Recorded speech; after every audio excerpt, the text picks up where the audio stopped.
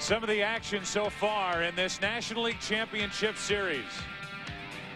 The San Francisco Giants up 2-0 as this series leaves St. Louis and heads west. It is a gorgeous, gorgeous day by the bay. San Francisco, California, Game 3. McCovey Cove, all the boats are circling, waiting for souvenirs.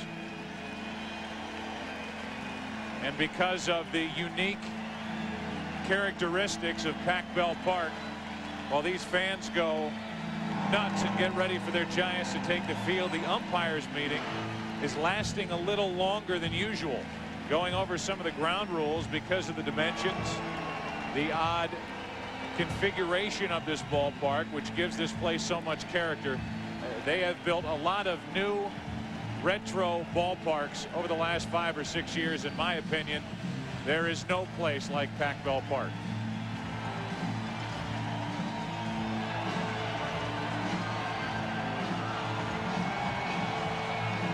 The umpires today, as they meet, go over the rules. Dale Scott behind home plate with Jeff Kellogg, Tim Welke, Charlie Relaford, Randy Marsh, and Jeff Nelson.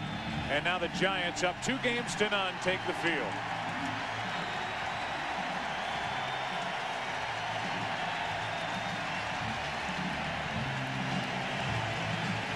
The St. Louis Cardinals are running into a red-hot Giants club. They have not been behind in the last 4 games.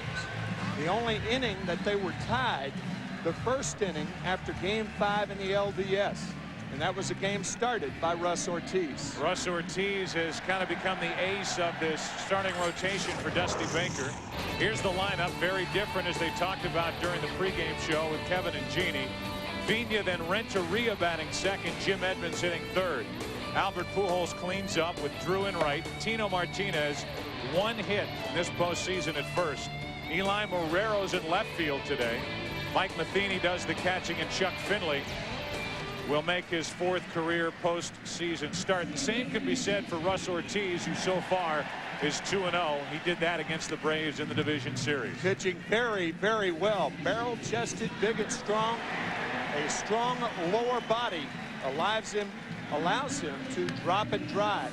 Unusually, he's a high ball power pitcher, but he's only given up 15 home runs, only 3 in this ballpark. It is a very tough ballpark in which to hit the long ball. He dances through raindrops, meaning he can walk 2 in an inning and still get out without the opposition scoring. And can he flat hit? Because this ballpark is in a basin, the prevailing winds will take balls out to left field. But in right field, that wind not so conducive to the long ball. That's all the more reason of how remarkable a year Barry Bonds had last year when he led the all-time baseball records as far as hitting home runs, 73 on the year. But right field, the ball does not carry well in this park at all. There's young Cannon Kyle, who is here to inspire this Cardinal team. And you can hear the shouts out of that Cardinal dugout as the Cardinals look for some life. It has been all San Francisco in this series to this point. And away we go in Game 3. Glad you're with us. And ball 1 from Russ Ortiz. The Cardinal approach today, according to their hitting instructor Mitchell Page, make Russ Ortiz get the ball in the strike zone. Vigna does, and it's 1 ball, 1 strike. Vigna was 9 out of 15 in the division series, but only 1 for 9 in this LCS against San Francisco pitching, which in Game 2 was unhittable. Jason Schmidt, an incredible start. Vigna out in front. Ortiz took something off. 1 ball, 2 strikes. That's the very nature of postseason baseball. What have you done for me lately? Vigna with a poor LCS. Good changeup from Ortiz. Ortiz trying to retire the Cardinal leadoff hitter with Renteria next. Well, you talk to these Cardinals about Jason Schmidt, and they just, to a man, just shake their head and say he was not to be beaten. Oohs and ahs. Unbelievable. And he'll get another start in this series if it goes that far, as Vigna takes ball 2.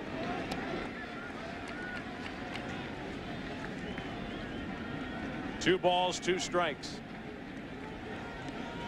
First time for the Giants in LCS play to be up 2 games to none. Vigna goes the other way. That's Aurelia. 1 out.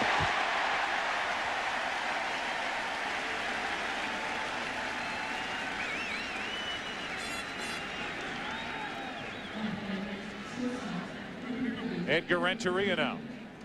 Change for Tony La Russa in his lineup, and a lot of this where Renteria has hit so far in this series has had to do with the absence of Scott Rowland. Not having Rowland to hit behind the Cardinal cleanup hitter Albert Pujols has changed things around considerably for Tony La Russa, and Rowland doesn't appear close to being able to play. Good fastball, strike 1. The ideal Russ Ortiz fastball has a bit of a tail to it. Goes into left-handers and away from right-handers. No balls, 1 strike. Another good one. 93 miles per hour. It's 0-2.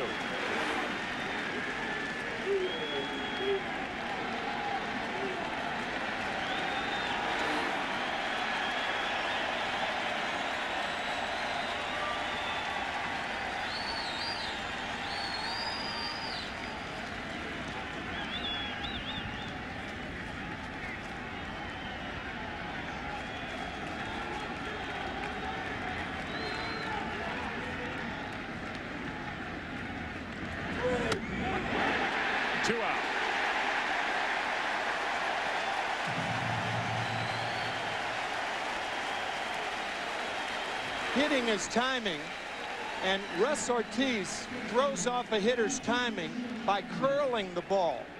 Watch that move right there. Right here, it's just a bit of a curl, and it's said about guys like Russ Ortiz, his foot hits the ground before his arm comes around. It's a very difficult, it's slightly, but a very, very difficult timing device, and it's caused by that little curl behind the body. Jim Edmonds now. Base is empty in front of Edmonds with 2 out.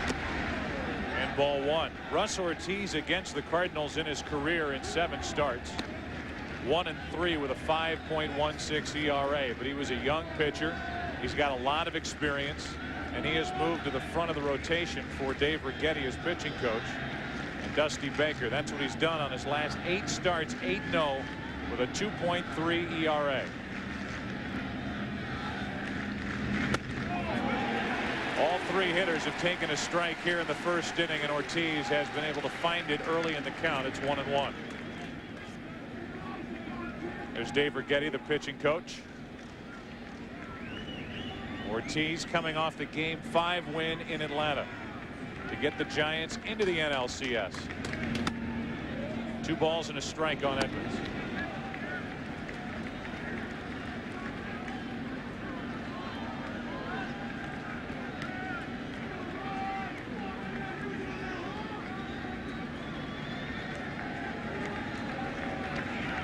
Three hits in this series for Edmonds as he takes high again. It's 3-1.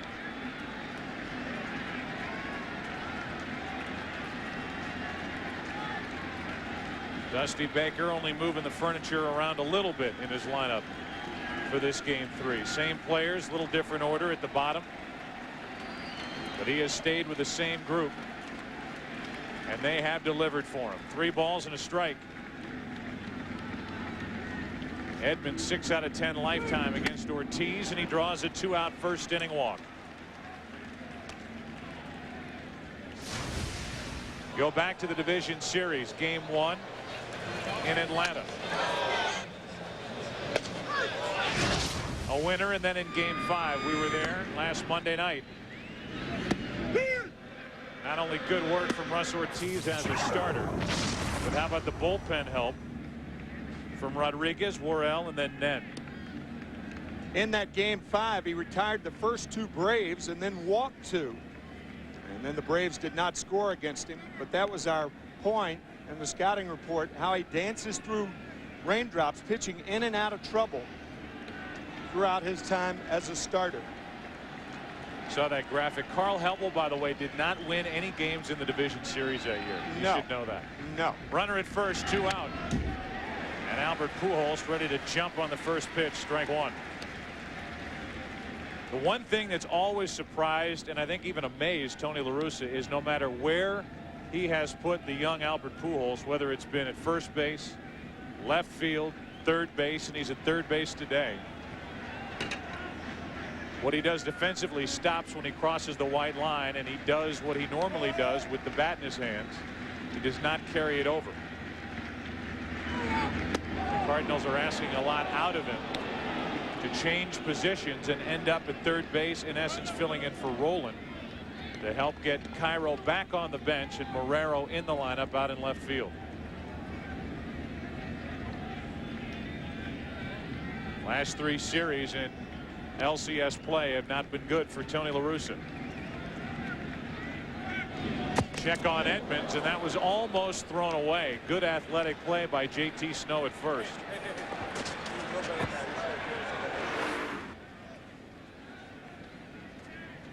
JT Snow out of your picture, at the top of your picture now, at the top of his game through the first 2 games in this series.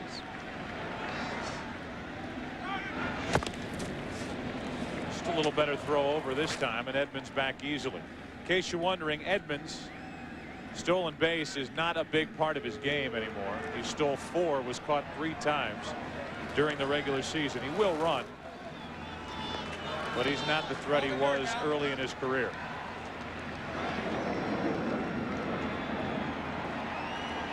One on, 2 out. Pujols, strike 2.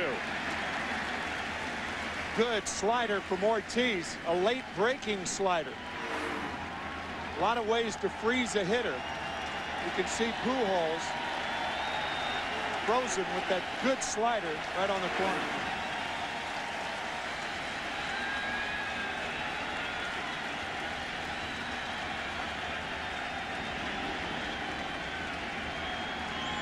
Ortiz trying to get around a 2-out walk.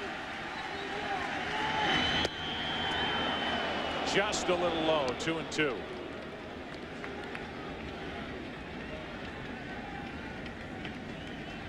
Pujols 34 home runs and number 2 in the National League during the regular season with 127 RBIs. Went deep in game 1.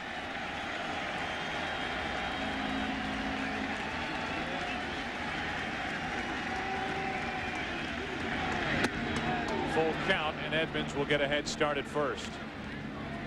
Not only with the different lineup for Tony La Russa is there pressure on a guy like Renteria going up into the number 2 spot, but a lot is going to be heaped on the shoulders of J.D. Drew, who waits on deck. Who do the Cardinals have to protect Pujols in their lineup? And today the answer, they hope, is J.D. Drew.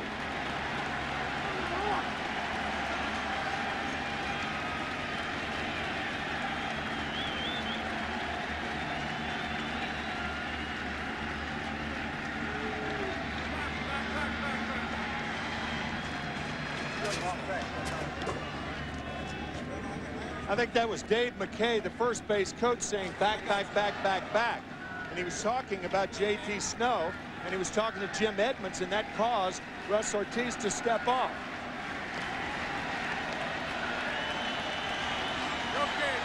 A 3-2. That'll find the seats.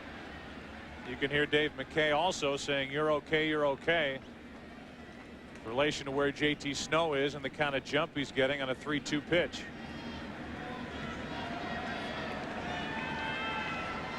Dave McKay, who played across the bay in Oakland in the early 80s, then was a part of Tony La Russa's staff.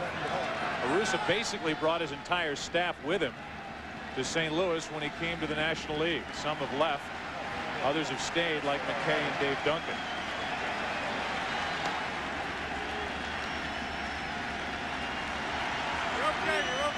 Another 3-2 to the left side and fair. Edmonds Off to the races. Digging for third. They're going to hold him at third, and it's second and third, 2 out. Edmonds didn't pick up the ball, and then Oquendo held him at third, and Pujols, you can see the frustration on his face. He thought he just put the Cardinals on top. Perhaps the only ball that Pujols can pull, a breaking ball. And Edmonds going into third base. The third base coach has to wait on a ball down the left field line, because if he brings the runner too far around the bag, then you could throw behind him. No chance for David Bell to get to that ball. But a good play by Barry Bonds getting to it quickly to keep Edmonds at third. Now it's J.D. Drew, second and third, 2 out. Ortiz trying to get around a walk and a double, and Drew pops it up into left center field. That should do it. Kenny Lofton, Cardinals strand 2.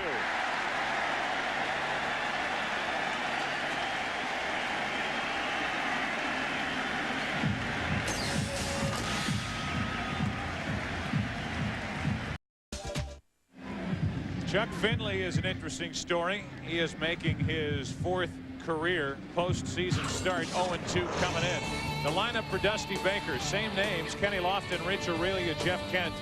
Then in the middle it's Bonds, Santiago, and Sanders moves up a spot against the left-hander. JT Snow hits 7th, and David Bell and Russ Ortiz, as Tim told you in his scouting report, he can hit, and he bats 9th for San Francisco.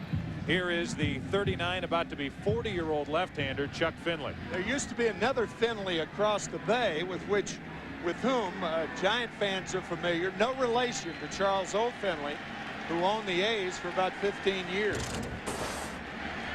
Kenny Lofton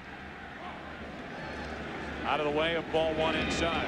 Take a look on how he does it. Dusty Baker says the success of the Giants today depends on how Finley can get the splitter over. Opposite way, that's Renneria. Kicks it, and Lofton's on to start the day for the Giants.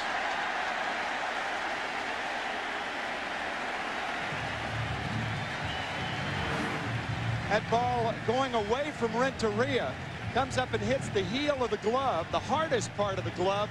Usually that spells trouble for an infielder. Can't come up with it, and Lofton's on the error. Well, we mentioned it in game 2. There's no doubt you go into a series that involves Barry Bonds and you highlight Barry Bonds, and the opponents highlight Bonds, and all you talk about is how are they going to pitch to Bonds, will they pitch to Bonds.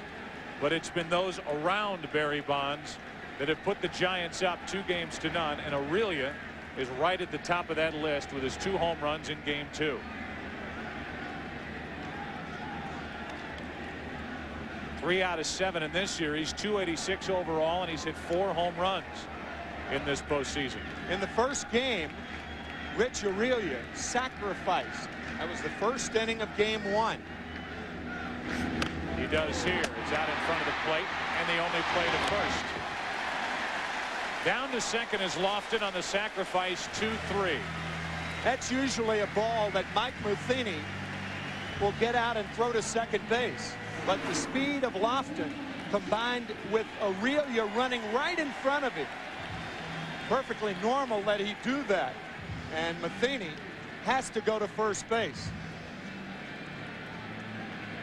But Dusty Baker has bunted 3 times in this series when we didn't think he would, with Aurelia on 2 sacrifices and the squeeze play with Ramon Martinez in the 9th inning the other night in St. Louis. Here's Jeff Kent, runner at second, 1 out. Kent, 3 out of 9 in this series, 286 overall, and has not gone deep in the postseason at 37 during the regular year. Runner at second, 1 out, strike 1. Chuck Finley was on the list of a number of teams that were hoping to get to the playoffs, and the Giants are one of those teams. Trying to work out a deal with Cleveland. The Cardinals eventually did. You see what he did in 14 starts with St. Louis, 7-4 with a 3.8 ERA. Giants trying to get the lead. Kent, shallow center field. Vigna out, Edmonds in. Edmonds, 2 gone. And now lefty lefty. Does that matter? Do you put Bonds on and pitch to Santiago? You would imagine. But we'll see. And they're talking about that on the mound right now as Matheny went out and discussed it with Finley. You would imagine, but I wouldn't do it here. I'd pitch the Bonds with the left-hander. Left-handers are hitting 180 against Chuck Finley this year. But it's been so customary to walk Bonds with first base open, regardless of the situation. And they're going to pitch to him. I think this is absolutely the right move right here. You see the numbers for Finley this year against left-handed batters. Here's one named Bonds. Runner at second, 2 out. And ball 1 outside. Bonds is not on that list this year because Finley is facing San Francisco for the first time this season. Certainly the luxury, though, for Finley to not have to come after Barry Bonds if he falls behind. Runner at second, 2 out. Outside, inside, 2-0.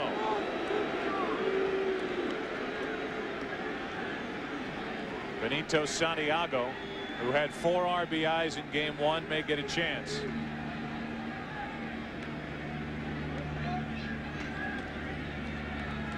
Matheny way outside.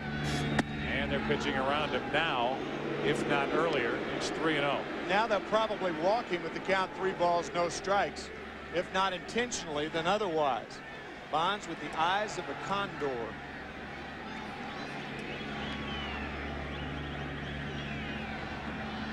Even farther outside for Matheny.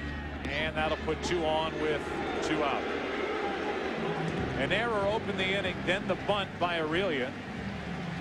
Rich is saying, what? I hit 2 home runs in game 2 and he asked me to bunt? Yeah, come on. I bunt before that game. I bunt after that game. Kent flied out, a walk to Bonds. 18 consecutive with a walk. And here's Santiago. And that's what he says, and that's what he will get. So far, 3 out of 9, the 4 RBIs coming in game 1.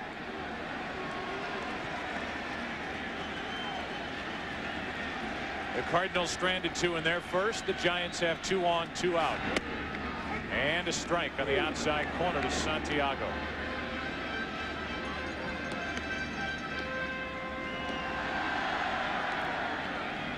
Benito drove home 74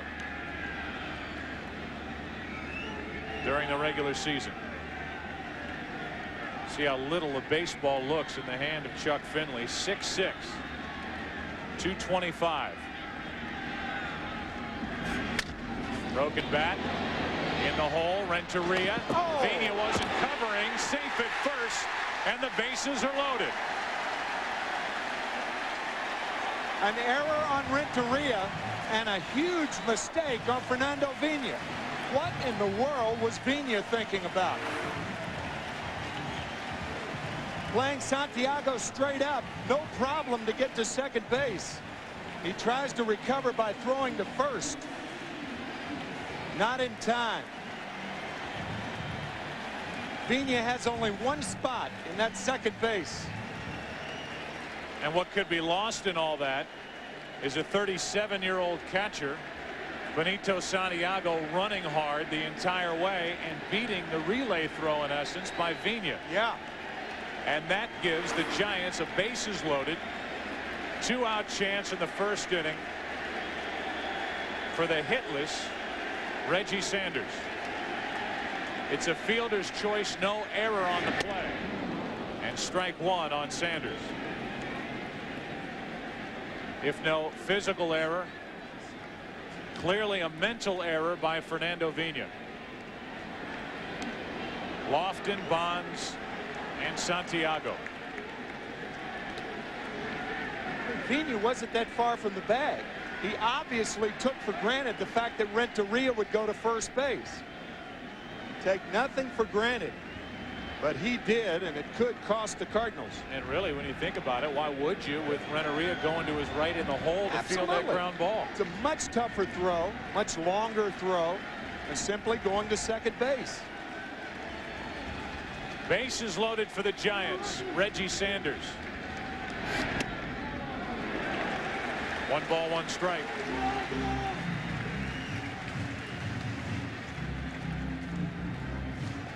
2 slams in the career of Reggie Sanders with the bases juiced. Mentioned hitless. He is 0 for 8. No RBIs in this series and hitting only 154 with 1 RBI in the postseason. Cardinals have been pitching him upstairs. He is a low ball hitter. The 1-1 into shallow center field. Out is Vigna. In is Edmonds. Vigna makes the play in front of Edmonds, even though Edmonds was calling for the ball. Now Edmonds is the one that comes up with it. You talk about a crazy play. Look at this. My God. Vigna up into the air, and Edmonds somehow made that catch. Are you kidding me? That's a catch he didn't see. Finley holding his breath. What a first inning. No score. The League Championship Series on Fox is brought to you by MasterCard. There are some things money can't buy. For everything else, there's MasterCard. By GMC, we are professional grade. And by Sprint, introducing PCS Vision. Clearly a whole new way to look at wireless.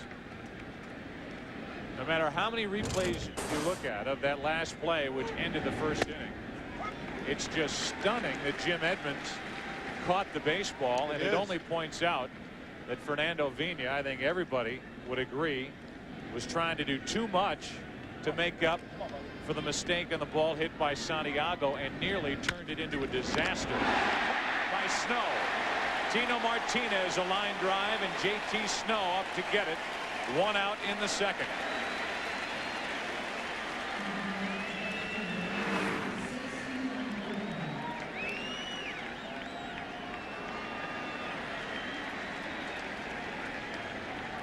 That might be the most routine play we've seen thus far. We saw nothing routine about that bottom of the first, which has got to be the goofiest scoreless half inning that I've ever seen.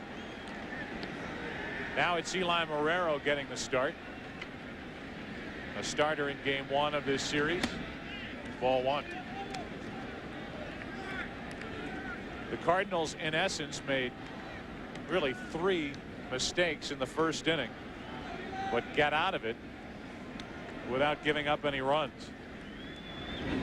Marrero takes a breaking ball for a strike, and it's 1-1. If there is not a lot to the point that you made, there's certainly something to the point that you made, that Vigna, after the bad play of not covering second base to end the inning for the 3rd out, went too hard on that play in shallow center field.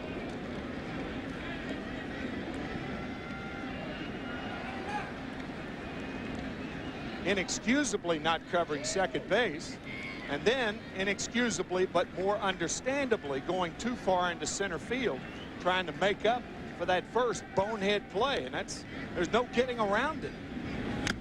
Marrero 2-2.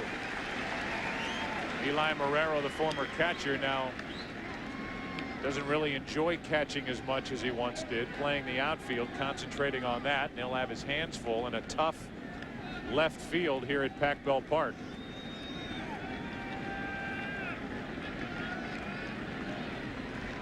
Russ Ortiz has struck out 1. That off the helmet of the catcher Santiago, and the count's still 2-2. No catcher who's ever played another position wishes that he were back catching. Come on. No, that's true. The guy catches throughout the minor leagues. He gets to the big leagues. He's a catcher. He's the focal point. The play starts with him. He gives the signs, all that other junk that I hear from you, and you say once you leave you don't want to go back. Then you see left field and you say, where have you been all my life? Here's a 2-2 pitch to Eli Marrero from Russ Ortiz. Full count.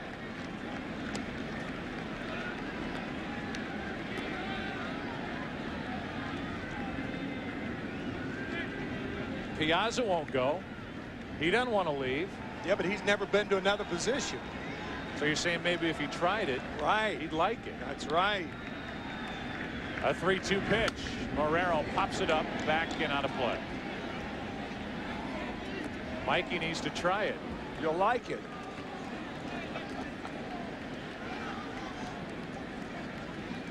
Russ Ortiz ran the count full with Pujols back in the first inning after walking Edmonds. Edmonds got a walking start off first base and didn't score on the double by Pujols, and then Drew flied out. Now after a line drive out, Ortiz tries to put away Marrero. Barry Bonds, glasses on. In the second, 2 out. Here is a package of what happened to Fernando Vina in the first inning. Why weren't you there? Inexplicably, but understandably going too far, but saved by Edmonds, and I don't think Edmonds ever saw the ball, but it landed in his glove. That's a remarkable play by Jim Edmonds.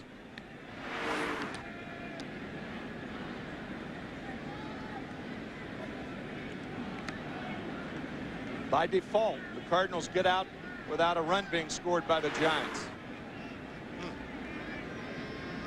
Four-time Gold Glove Award winner Jim Edmonds. And now with 2 out, Mike Matheny takes strike 1.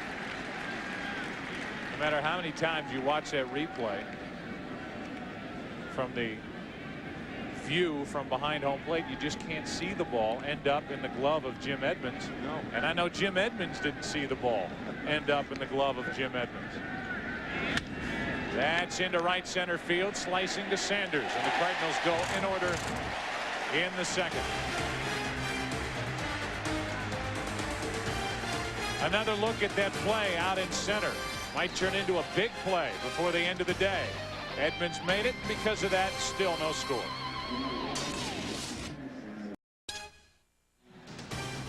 The League Championship Series on Fox is brought to you by GMC. We are professional grade.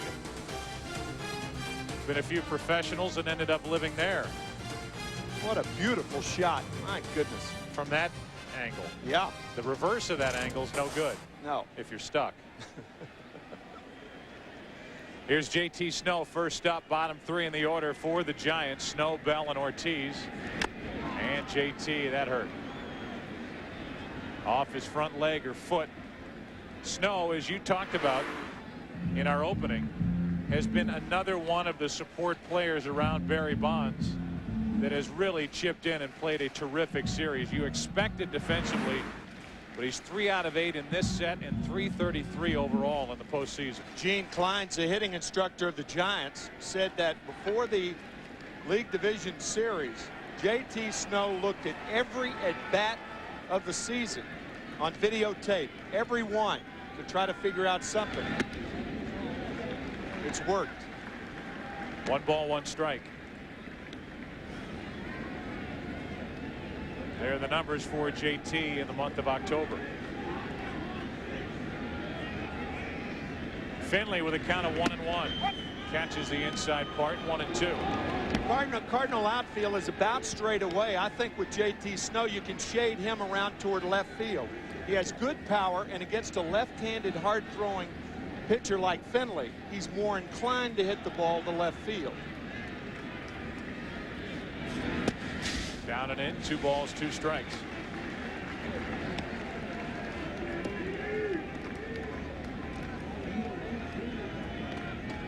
David Bell waiting on deck. Chuck Finley made 3 relief appearances back in 1986 with the California Angels. That was an LCS play against Boston. Went 2 innings, no runs, 1 hit. That was his first year in the big leagues, and here he is in 2002 pitching for a contract for next season. He's a free agent to be.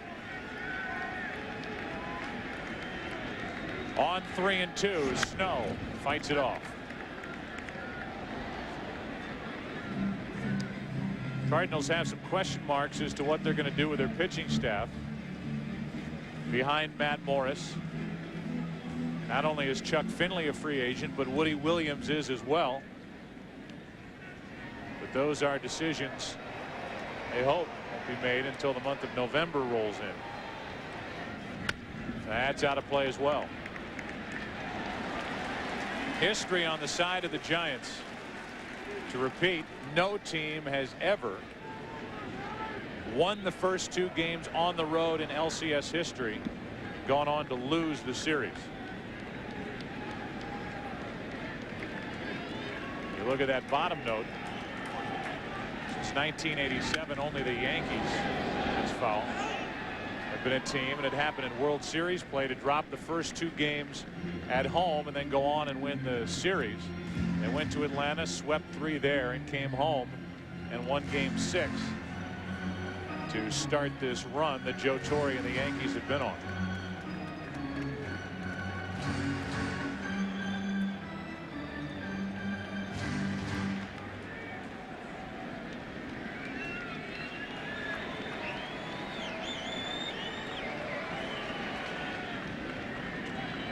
Another 3-2 pitch to Snow. Ripped, base hit. JT is swinging it well. What a good at bat for the San Francisco first baseman. I was thinking the same thing. Fighting off some nasty fastballs in on the hands. And then he gets the high fastball over the middle of the plate, hammers it to right field. I know this sounds strange, but that's the first hit for the Giants. I say it sounds strange because of that wacky bottom of the first when they loaded the bases without a hit. 9-pitch at bat, and JT Snow wins that battle with Chuck Finley. Here's David Bell. 1 on, nobody out. Strike 1 on Bell. David homered in Game 1. He's 3 out of 7 in this series. 261 overall.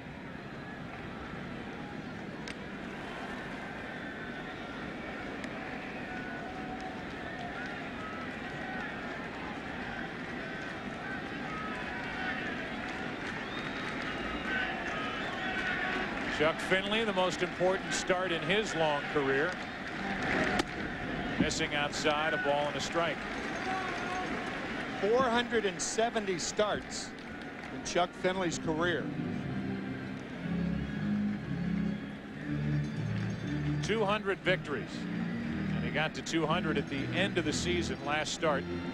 His career in the postseason 0-2. So 5th on the active list. With a total of 200 wins. 1 ball, 1 strike on David Bell. And a check on Snow. There is one guy watching this game in the Anaheim Angel clubhouse who is very much interested in how Chuck Finley is doing. Troy Percival, very close friends. As a matter of fact, Percival called Finley when the Angels clinched a postseason berth in Texas. And as part of the celebration, he talked to Finley. A 1-1. 2 balls and a strike. How about the Angels bullpen in the ALCS? 8 2/3 innings. Percival got the save last night. A 1-0 record and 2 saves and 2 chances for that pen.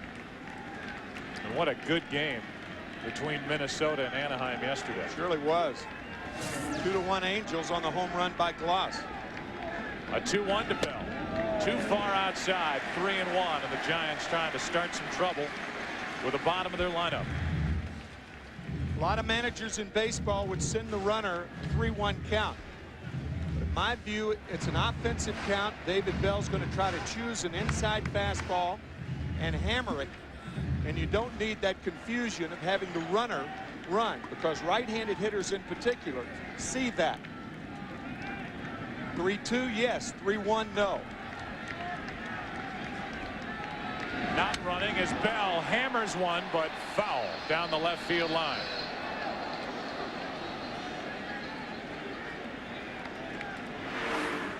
Dusty Baker trying to keep everything in the background quiet for David Bell to hammer one. He hits it hard, but foul.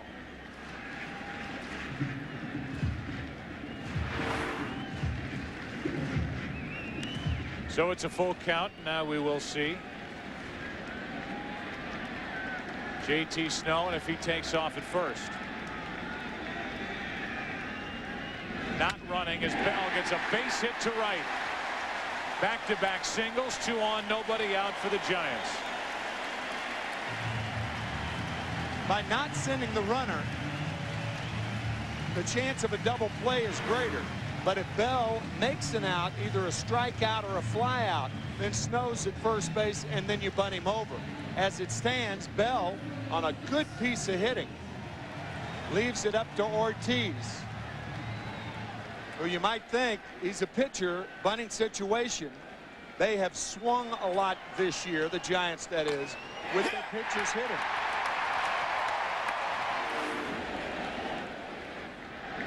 Showing bunt, taking ball. Down and in, ball one. What happens on that bunt play? Renteria covers second base. Vina moves toward first, and Martinez is in. Ortiz handles the bat very well. 246 this year, and the best time to allow him to swing is when the infield's in a state of confusion. Remember, Pujols just switched into the infield at third base for this game. So here's an opportunity for the Giants, for the guy who hasn't been at third base really consistently since the Cardinals picked up Scott Rowland. And it's a difficult play for a third baseman as Pujols is in front of the bag, and on the first two chances has not been charging. 2 on, nobody out, and the bunt is a fair ball. Bases loaded.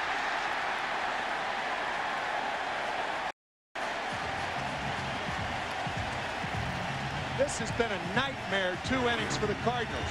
Chuck Finley's got a break for the ball.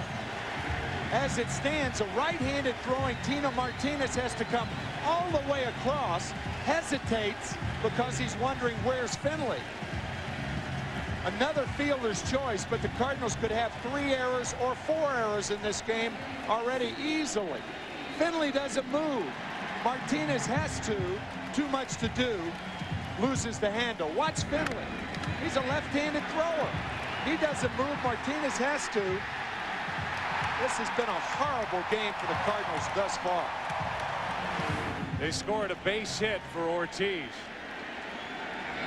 And the bases are loaded for Kenny Lofton. Reached on an error his first time up. What a chance for the Giants.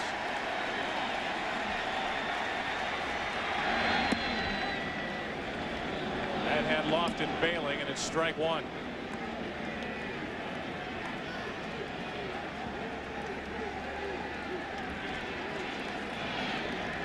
Lofton's only RBI in this LCS came on the home run he hit against Matt Morris. Lofton has been at the center of Tony La Russa's post and pregame press conferences. He's the center of attention now as he just got out of the way of a pitch under his hands. 1-1.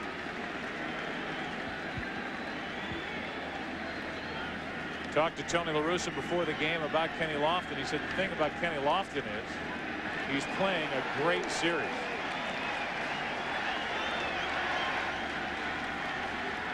A 1-1. Martinez will fire home. Out. No other play. Force out. 3-2. And the bases are loaded with Aurelia coming up. JT Snow may have gotten a piece of Mike Matheny. I don't think there would have been a play on Lofton anyway. But you see the takeout slide at second base. You rarely see it at home, but that's what Snow was trying to do. Watch the left foot of Matheny. Snow tries to hook it, and if there is a throw to first base, it would be Aaron. Here comes the slide right there.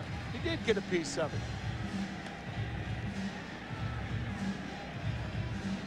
Same thing applies. You can take a catcher out of a double play just like you can a second baseman or a shortstop. Now the bases are loaded. 1 out for Rich Aurelia, who dropped down a bunt his first time up.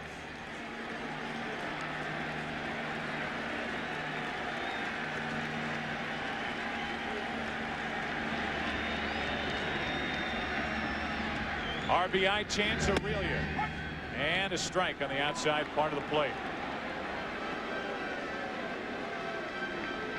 Cardinal defense is pushed back as they look for the double play ball. A mistake in the inning, another mental mistake. This one is on Finley. Trying to get around it. The 0-1 pitch. 1 ball, 1 strike.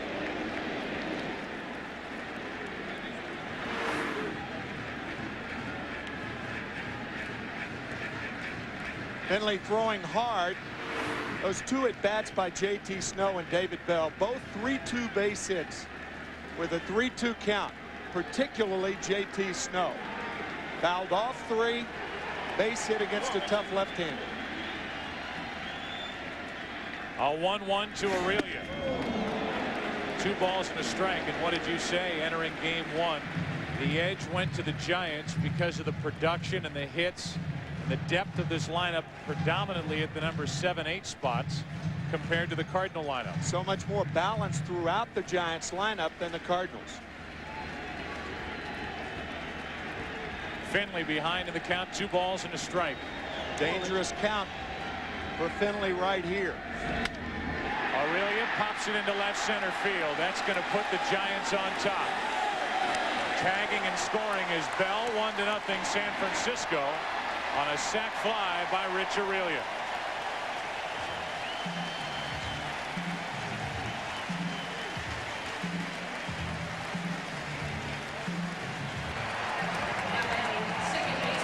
I'll tell you, the Cardinals are coming apart at the seams defensively.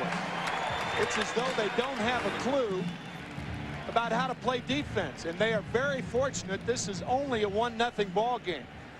Edmonds makes this play. Now watch his throw back into the infield. Nobody's there. Martinez has to back up the play. It's as though they've never played defense together before. 2 on with 2 out. Here's Jeff Kent trying to make it a bigger inning. 1-0 Giants. Up the middle, Jeff Kent. Here comes Ortiz. Now they're going to hold him late as Edmonds came up ready to fire, and Russ Ortiz was held at third by Sonny Jackson. Bases loaded with Bonds coming up.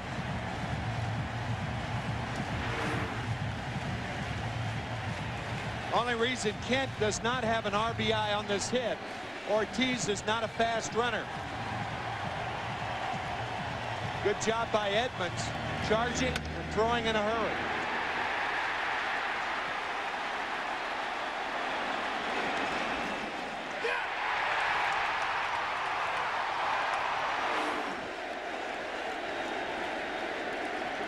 Bases loaded for Bonds. Ball 1 to Barry Bonds, who drew a walk his first time up.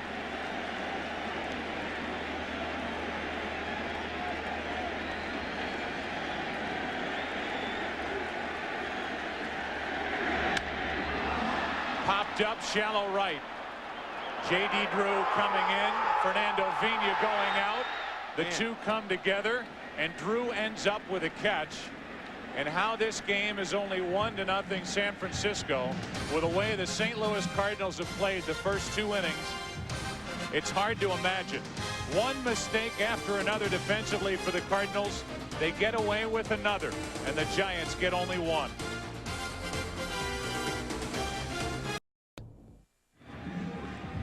"1,000 feet above us, aerial coverage of this afternoon's game and the surrounding Bay Area being provided by the Saturn Lightship. Saturn and its retailers hope you're enjoying the National League Championship Series, and we thank them for joining us. This is one of the prettiest cities in the world. Forget just North America, the United States.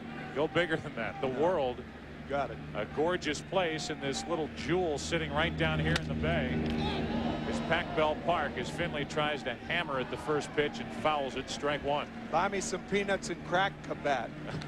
That's Chuck it. Finley, yeah. And now he's got to beg another teammate to give him a bat. Can't imagine Finley bringing more than 1 out here with him. I'm going to guess that's not Finley's bat. What did you decide? What's the most memorable moment in Major League Baseball history? Tune into the pregame show prior to Game 4 of the World Series to see the winner of the MasterCard Presents Major League Baseball's most memorable moment. Live on Fox, 8 Eastern, Wednesday, October 23rd. No balls, 1 strike on Finley. No balls, 2 strikes on Finley.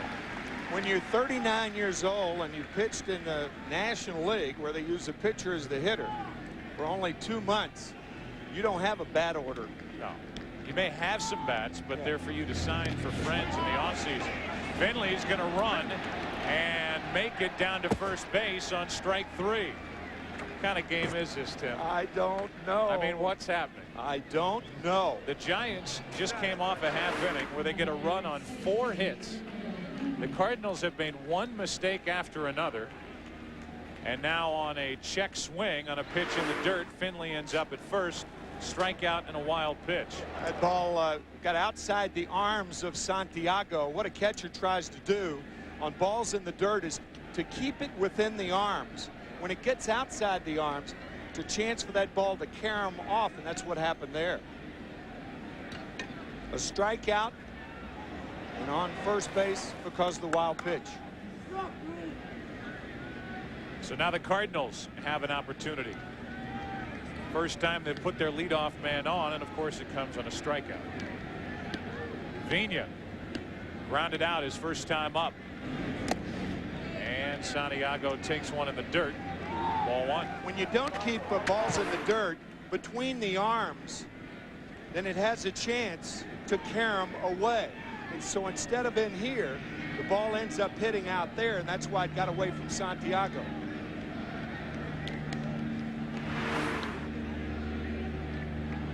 A 1-0 pitch to Vina. Into center field. Lofton, it's over his head and will roll all the way to the wall. Finley will go to third and hold. Into second is Vina. That ball took off on Lofton. And it's been a twilight zone start here in game 3. Second and third, nobody out. Rod Serling should be managing at least one of these teams. Off the tip of the glove of Lofton. Kenny going to his left, and that ball did take off. It's going to be scored a double for Fernando Vina. Finley, no experience on the bases, going back to first base. And Vina, who ordinarily would have had a triple on a ball like this, had to look up at second, knowing that Finley's not going to score, and stop. So now here's Renteria, reinserted into the number 2 spot. And a ball in the dirt as Ortiz has been testing Santiago in this 3rd inning. Renteria struck out his first time 1 out of 9 in this LCS, but drove home 83 during the regular season. Finley and Vina the runners.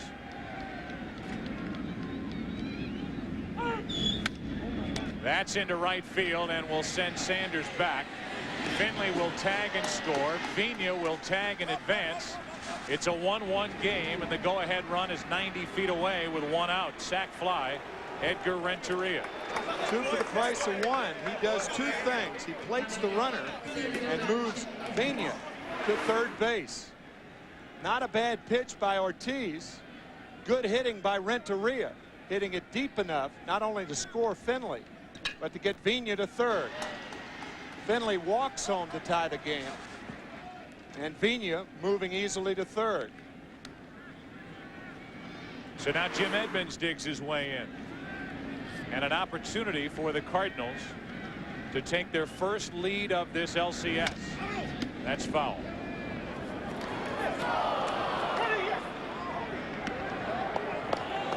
In San Francisco, they have ball dudes. Gentlemen, septuagenarians generally. That's Harry Hallsworth. Oh, Harry. Down all the right. right field line. Even Harry can't catch the ball today. But Harry's 67 years old. Oh, he's not a septuagenarian. He's not. Harry, I'm sorry. Harry's 67.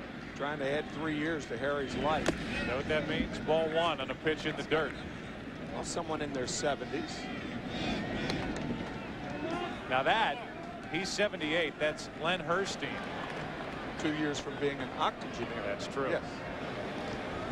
So you have Len on your left and Harry on your right. Harry tougher than Len because he's playing without glasses today. Well, Harry's a throwback. Ball dudes. What a place. Jim Edmonds 6 out of 10 in his career against Russ Ortiz with a home run and 5 RBIs. Walked his first time up. Runner at third for St. Louis, and a ground ball to the shortstop. St. Louis has the lead on a ground out by Edmonds. 2-1 Cardinals. A rally that started with a strikeout and a wild pitch. Right now has played at 2 runs, and it's the Cardinals' first lead of this series. We've said it many times on our broadcast that strikeouts to open the inning with a strikeout, the best way to score more than 1 run. You've got to just package that up and throw it away. Man, next time you say it, I'm calling you on it. Here's Albert Pujols, and there's a pitch over below, ball 1. So again, the bottom of the second, after leaving the bases loaded in the first inning, the Giants got 1 run on 4 hits and had Barry Bonds to the plate with the bases loaded, 2 out, and he flied into shallow right. 2-0 on Pujols. So Bonds with a chance moments ago and couldn't drive the ball.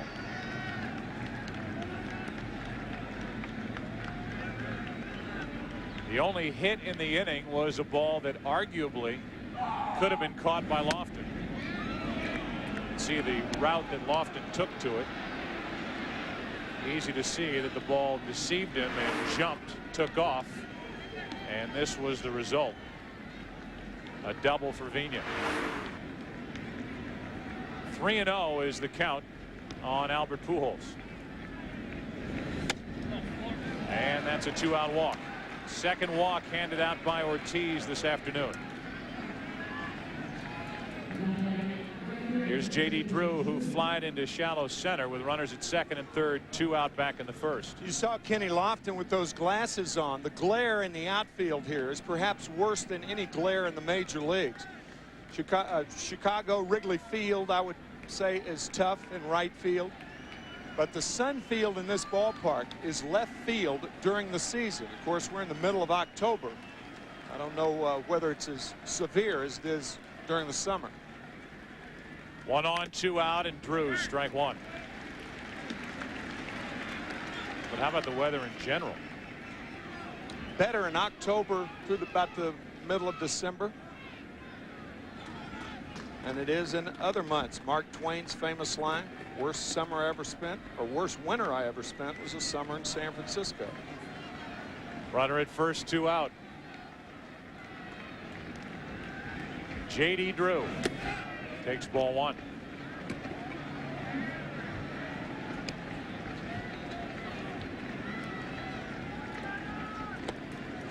Drew bothered by tendonitis in his right knee. That was all the talk about Mark McGwire and why his career came to an end. That was in McGwire's right knee, which was his back knee. Front knee for Drew, so he can still get drive. He has a home run in this series as a pinch hitter in game 1. Off the end of the bat, good pitch from Ortiz, 1-2.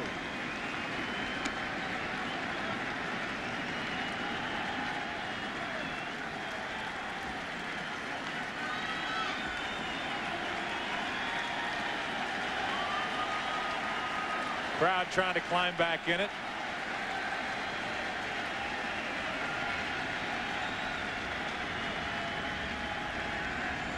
As Ortiz has Drew set up at 1-2. Almost overthrew his catcher. And Ortiz will do that from time to time. It's 2-2. Yeah, wild high in the strike zone. That little curl again. And that cut fastball. Good play by Santiago. The reason it's a good play is when you're in a crouch, it's tough to go that high.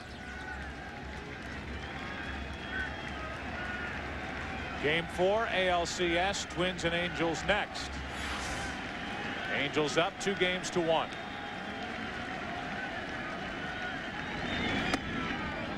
Full count, and Pujols will get a jump over at first. Be John Lackey pitching for the Angels later today against Brad Radke.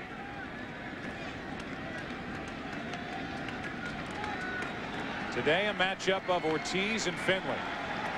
Cardinals lead 2-1, third inning.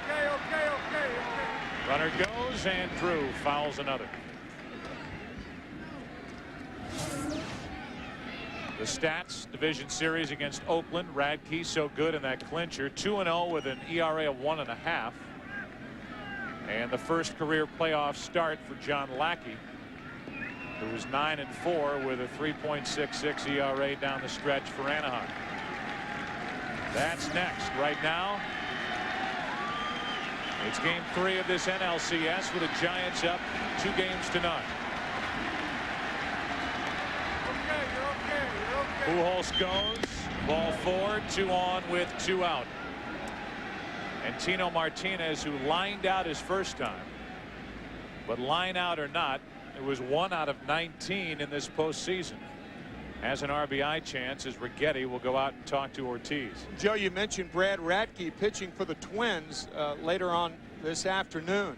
Brad Radke probably understands a game like this, because in game 1 of the division series across the bay in Oakland, the Minnesota Twins committed 3 errors in the first 2 innings, and they came back to win. The Cardinals are hoping for the same today.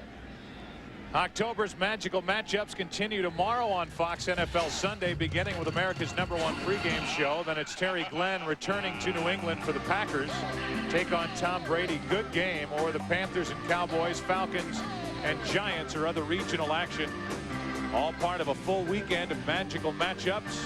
NFL and baseball on Fox. Tino Martinez after a high fastball. Strike 1. Frustrated, to say the least. 75 RBIs during the regular season. Tino Martinez could wipe away a lot of bad at bats during the regular year with a good October, and so far that hasn't happened. 2 on, 2 out. 1 ball, 1 strike.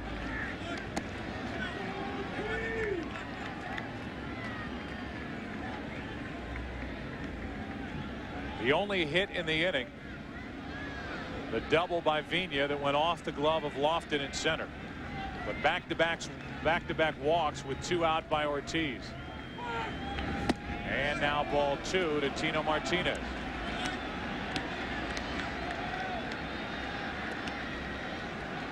Woody Williams and Cannon Kyle watching from the corner of the Cardinal dugout.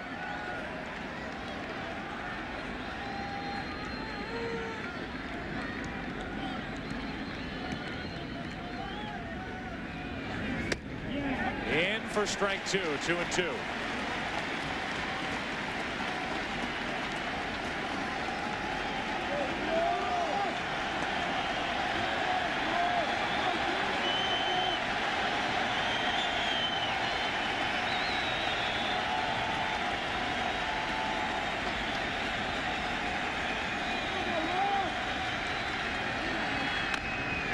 Little squirter out in front of the plate. Santiago, what a play. Great play. Had to grab it before it hopped foul. Spin and throw in one motion, and Martinez is now 1 for 20. The Cardinals get 2 runs on only 1 hit, strand a couple, and after 2.5, lead by 1.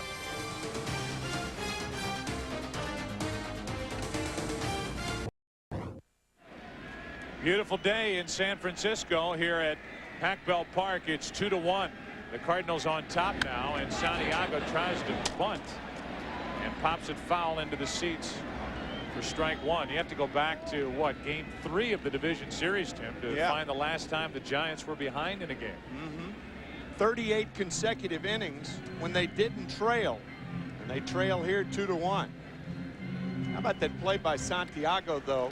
And you were right, Joe. I mean, he not only pivoted, barehanded it, but kept the ball from going foul and got Tino Martinez to end the 2nd inning by 3.5, 4 steps. Good pitch from Finley, strike 2. Well, there's no lacking of confidence on the part of Benito Santiago. Some catchers may have let this thing hop foul instead of trying to make this play with 2 runners on. See that throw sailing down the right field line. Instead, Santiago saw it as a chance to get Russell Ortiz out of trouble, and he pounced on it. Here's a 0-2 pitch from Finley. Ball 1. Benito quite forthright about the fact that he took the game for granted. He took life for granted until that horrible automobile accident in the spring of 1998. He was with Toronto at the time. He missed most of the season.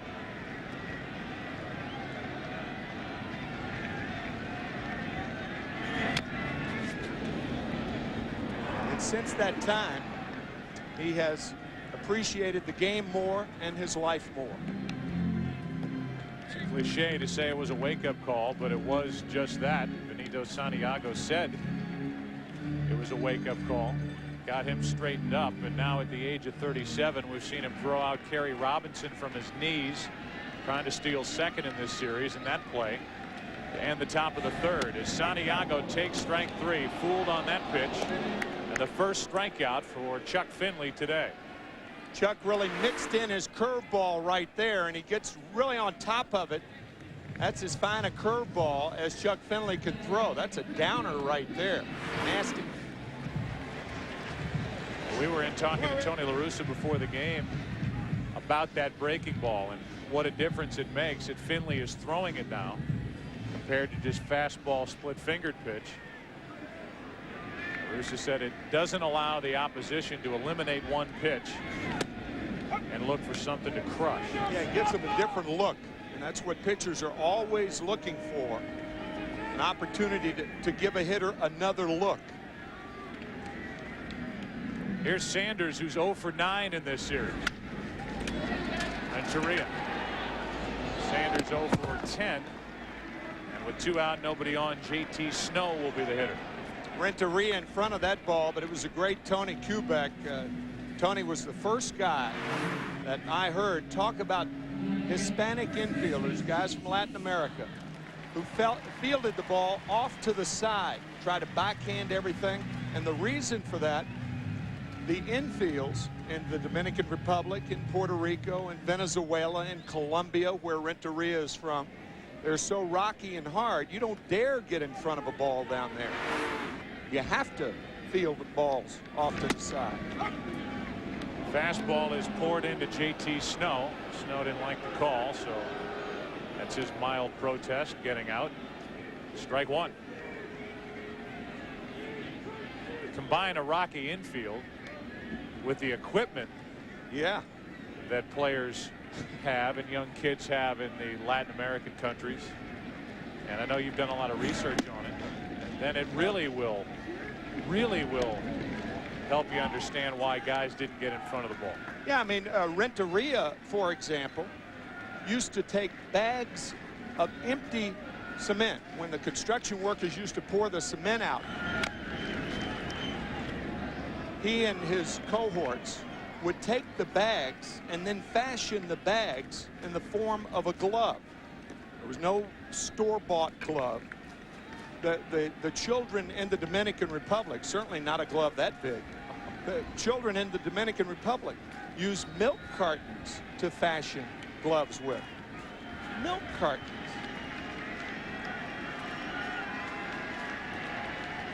Here's a 1-2 pitch to Snow. To the right side, Tino Martinez chips in with his glove, and the inning is over as the Giants go in order for the first time today. Do you have a demonstration you'd like to show the people of this country? Perhaps. Oh, that's weak. Come on, say something. Yes. 2-1, 4th inning. The League Championship Series on Fox is brought to you by Old Navy's Painter's Pants, the Handyman's Classic. This thing started out as anything but a classic. Mistakes left and right. The pitching of Chuck Finley able to minimize the mistakes against the Cardinals, and Finley had a mistake mixed in there as well on a bunt. And then Russ Ortiz, the bad break of starting an inning, last inning, with a strikeout. Finley reached on a wild pitch, and then a ball that could have been caught in center went for a double. Sac fly, RBI ground out. It's 2-1 St. Louis as we go to the 4th. Bottom 3 in the lineup: Marrero, Matheny, and Chuck Finley.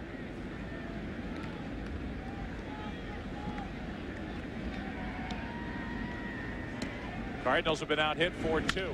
That's foul.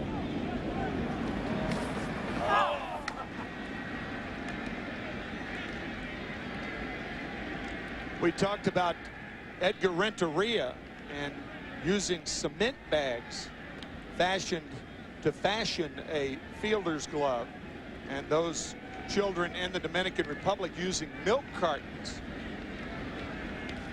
to fashion gloves. Here's a 0-2 pitch from Ortiz to Marrero, leading off, and strike 3 on the outside corner. And Guillermo Mota of the Los Angeles Dodgers shows us how to make a glove. You fold the ends of the milk carton, then you flatten it, then you break it in. I mean, you got to have a broken end glove. You cut off one end, and then you cut something for the finger, and then you play ball. Step 1 isn't drink the milk. Oh yeah, well, I mean, of course, and you got to drink the milk, but then you come up with something like I have in my hand right here. As Matheny takes, I guess, inside. Pretty good pitch from Ortiz, ball 1. You've been carrying around these things through airports. Yep. Throughout the entire month of October, and this, Tim, is the opportunity of a lifetime. So don't blow it. Well, obviously we have emptied the milk in this carton, and that becomes a milk carton for a glove. Can you imagine that, though? I mean, they break them in. Sometimes they go back, they paint them, they will put their names on them and use these. Matheny gets into one to left. Back at the wall is Bonds. This ball is gone. Home run Matheny. He has hit in every Cardinal postseason game this October, and it's 3-1 St. Louis.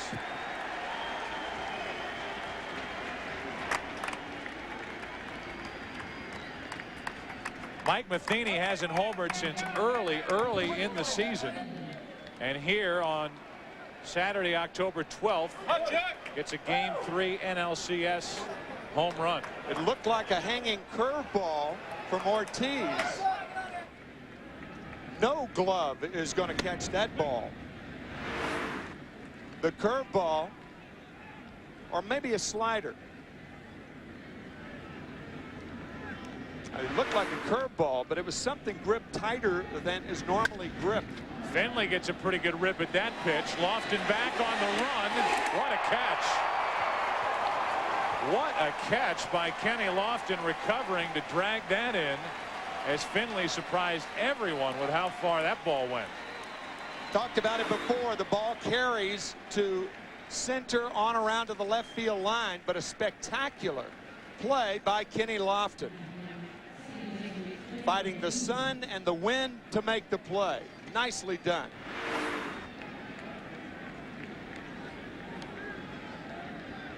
So now with 2 out, nobody on, here's Fernando Vina.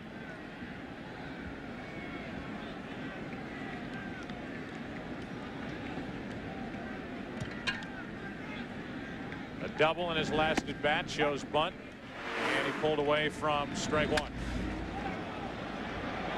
Just off the middle of the plate, a little bit inside, and Bonds can't get to it.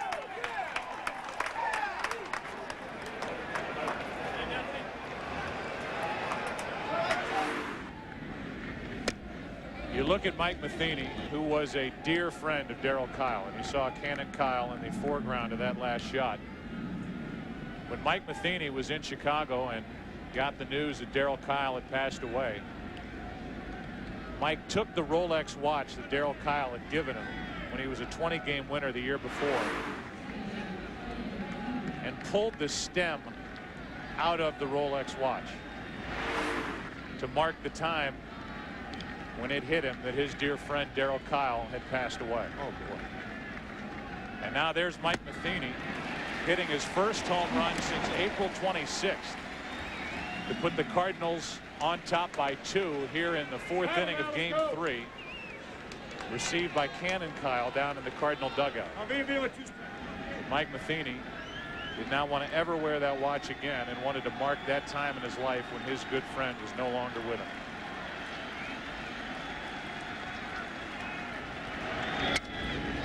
Shattered bat. Vina taken care of by Kent.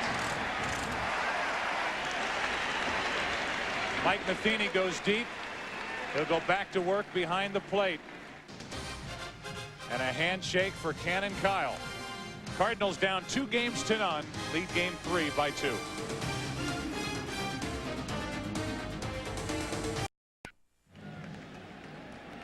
This game slips into the bottom of the 4th inning. Russ Ortiz, in his frustration after giving up the home run to Matheny, hit only 3 during the regular season. Away we go, and Chuck Finley misses outside with ball 1. Bell, Ortiz, and Lofton, the 8, 9, and 1 hitters for San Francisco, now down by 2.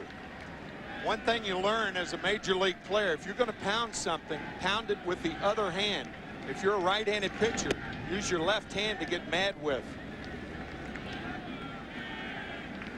And Russ Ortiz, is that a lesson that he took to heart? No.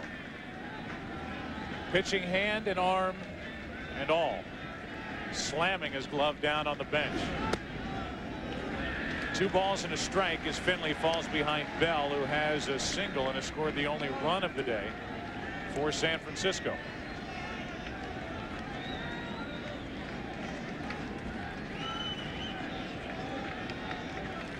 The 2-1, 3 balls and a strike.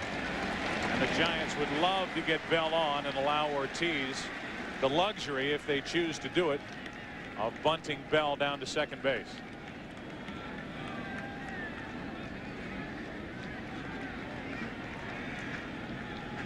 The 3-1, a leadoff walk. Good start to the inning for San Francisco as the second walk is handed out by Finley. Our RadioShack.com trivia question. Rich Aurelia has 12 runs batted in this postseason. Which player drove in the most runs in a single postseason in Major League history? And you have to take into consideration the extra playoff rounds that are out there now, so more opportunities. So think about that as you make your guess. Here is Russ Ortiz to bunt, and it's perfect. Matheny takes care of the out at first. Sacrifice good, 2-4. He can swing the bat, and he can lay him down as well. Ortiz has dropped down 2 good bunts. Watch Mike Matheny wave off Tino Martinez because he's going toward first base, and he makes the play rather easily. But an absolutely perfect bunt by Russ Ortiz. So an opportunity for the Giants to get that run back. Bell at second for Kenny Lofton. And Aurelia, the focus of our RadioShack.com trivia question, on deck. Lofton 0 for 2.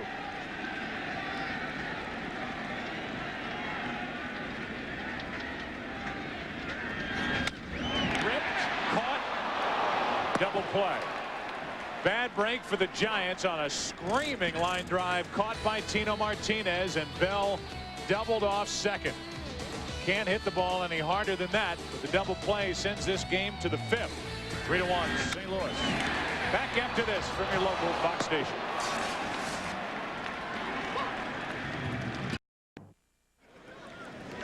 Well, the Coast Guard is working today, trying to rescue a sinking vessel out in the bay. That's what the Cardinals are trying to do by the bay. Rescue a sinking vessel, losing the first 2 games, ahead in this one.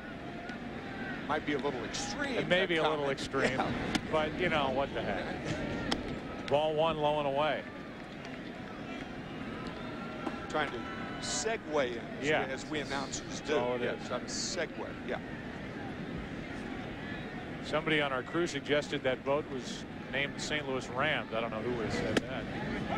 That's on the inside corner. 1 ball, 1 strike. A little tough start. That boat has a tough time starting. The 0-5 Rams will take on the Oakland Raiders in St. Louis tomorrow. Here's a 1-1 pitch to Renteria. Renteria in the hole. He has hit a sac fly to right, and as Tim said at the time, it was important because not only did it get Finley to the plate, but it also was deep enough to right to advance Vigna to third, and Vigna scored on the ground out by Jim Edmonds. Made it 2-1. A home run by Matheny in the 4th inning has made it 3-1. Here's a 1-2 into right field. Sanders back, has room. 1 out. Let's stay with the whole football theme. Fox NFL Sunday returns tomorrow, and JB, Terry, Howie, and Jimmy get you ready for kickoff this week. You'll hear from Brett Favre and his new band of receivers. See how they are going to attack the New England Patriots defense. Plus, JB talks with Redskins head coach Steve Spurrier and quarterback Patrick Ramsey. He's a new starter in D.C. That returns tomorrow at noon Eastern, 9 a.m. Pacific. Home of the Raiders out there, the Coliseum. 1 out, nobody on. Jim Edmonds. Strike 1. Big rip by the Cardinal center fielder, who has walked and driven in a run with a ground out.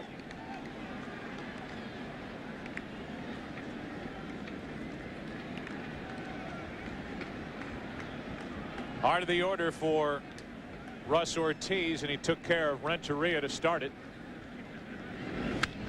And he's 0-2 on Edmonds. The Giants in the bottom of this 5th will have the 2, 3, and 4 hitters: Aurelia, Kent, and Barry Bonds.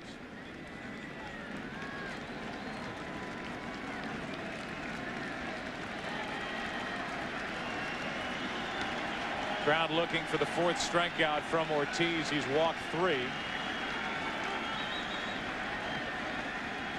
He's been able to get around those walks so far. Here's an 0-2.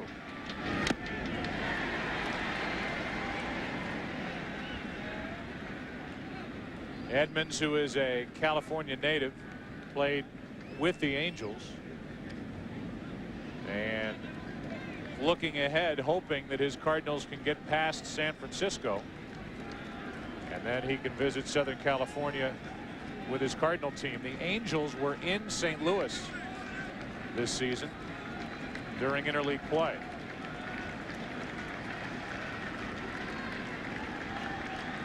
Jim Edmonds hit a home run in his first at bat against his old teammates. Ball 1 to Edmonds. There will be an Angel or an ex-Angel factor regardless of which team plays the Angels if the Angels beat the Minnesota Twins. J.T. Snow for the Giants, and then Chuck Finley and Jim Edmonds of the Cardinals. A 1-2 pitch. Edmonds took ball 2. That series, however, has all the earmarks of going 7. Minnesota Angel series. It really does. Last night, Jared Washburn turned in a great start, as did Eric Milton. Boy, does he have an arm. Here's a 2-2 pitch. Edmonds, another foul ball. And then that matchup today, I'm sure Mike Scioscia and the Angels are wondering what they're going to get out of John Lackey, who makes his first start in October. The Twins can pretty much count on what they're going to get out of Brad Radke.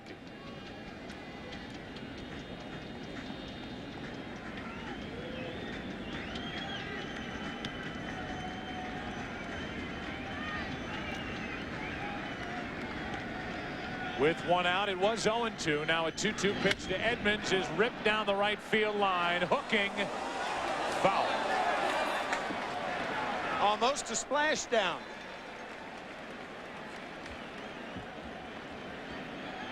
Splash hits here at Pac Bell Park are balls hit over the right field fence, fair. This one hit, had the distance, and it was a splashdown, but foul. But they only count. They only count the splash hits down the right field line by the Giants. By the Giants. Right. There have been 22 since this park opened in 2000. 20 have been hit by Barry Bonds. And of course, Felipe Crespo hit the other 2. You got it. Who else would it be? Of course. Another 2-2 pitch from Russ Ortiz with 1 out. Edmonds tries to go the other way, sends Bonds back, and that is gone. Home run, Jim Edmonds. And a 4-1 St. Louis 5th inning lead. Nearly got 1 out down the right field line, went the other way to get his first home run of this series. Earlier we talked about how the ball carries to left field, left center. Jim Edmonds, a very good high fastball hitter, so it would stand to reason that he would have good hacks at a guy like Ortiz, who throws a high fastball. Edmonds gets a high fastball right on the sweet spot and drives it out of here.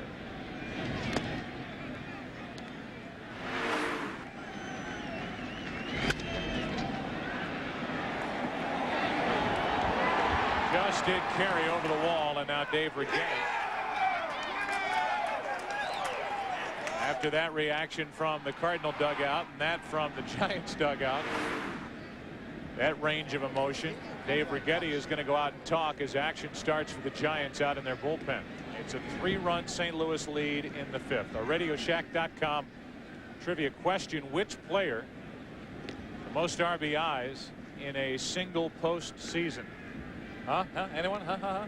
Tim? No? I Yes. don't know. Sandy Alomar Jr. back in '97 at 19 RBIs. Wasn't that the year that he took Rivera deep? Right, for the 2-run home run to tie it, or to put Cleveland ahead in the bottom of the 8th inning in Game 4. Then Alomar won it with a base hit in Game 5. Our Sprint virtual manager question: should Dusty Baker pull Russell Ortiz rather? Aaron Foltz getting ready. And Ortiz, a big difference between Ortiz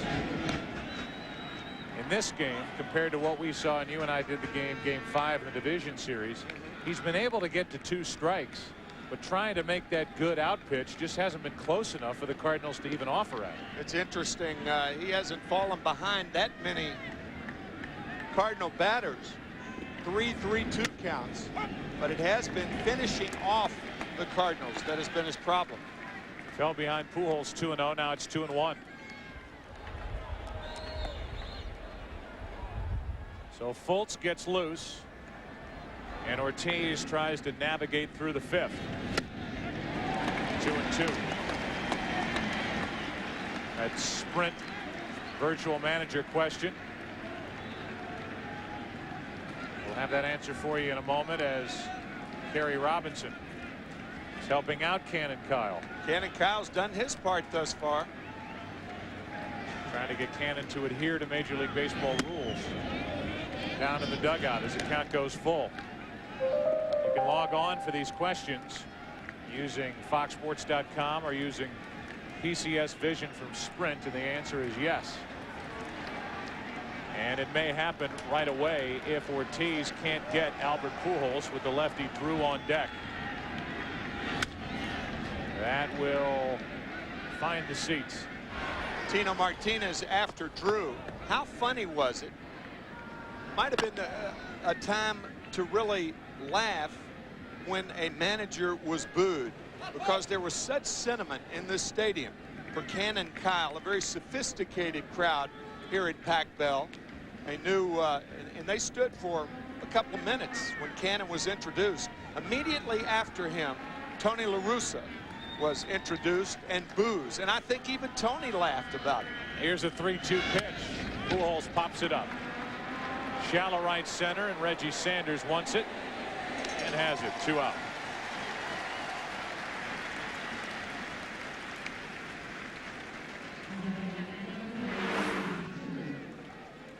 This is Matheny's home run. Giga. And the same fan on the Edmonds home run. Giga. Like a frog off a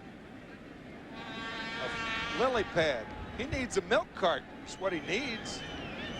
With 2 out, J.D. Drew takes ball 1 low. Would you be willing to give up one of your milk cartons that we could send out to that guy? Absolutely. I would. I would. I mean, you'd make another one. Finish a half gallon of milk, make another glove. Here's a 1-0 pitch to Drew with 2 out.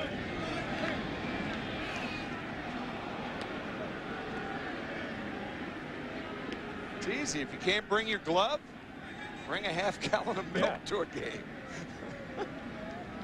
2 balls, no strikes.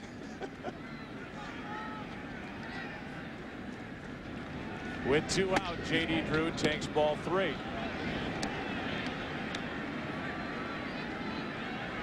There's a glove there. Yeah.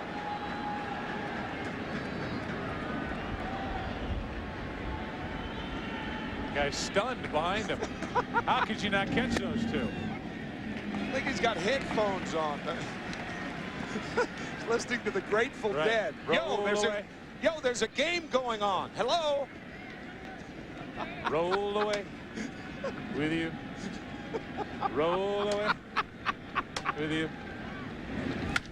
Drew lines one into right, a 2-out base hit. And the inning will continue for Tino Martinez, but not for Russ Ortiz.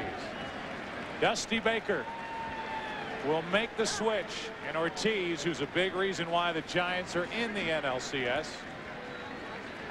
winning games 1 and 5 in Atlanta in the division series, is knocked out in the 5th. Fultz takes over for the Giants with the Cardinals up by 3.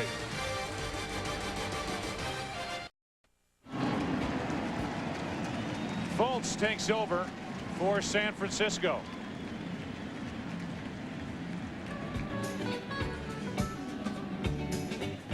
There's a little roll away for you. Yeah. All right. Good call.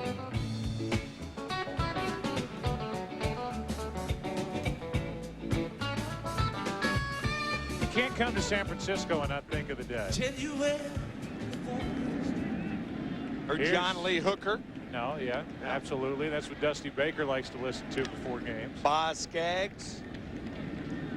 Huey Lewis. Huey and the News. Chris Isaac, who sang the Star-Spangled Banner before the game. The numbers for Fultz during the regular season. Pitching with a runner at first, Drew, 2 out. Tino Martinez, who's lined out, grounded out, pops it up. Left side, it'll stay in play. Tough play for Bell, and he makes it. That'll do it for St. Louis in the 5th. A 1-out home run by Jim Edmonds. 2 hits in the inning. And 1 left. Ring like fire when you do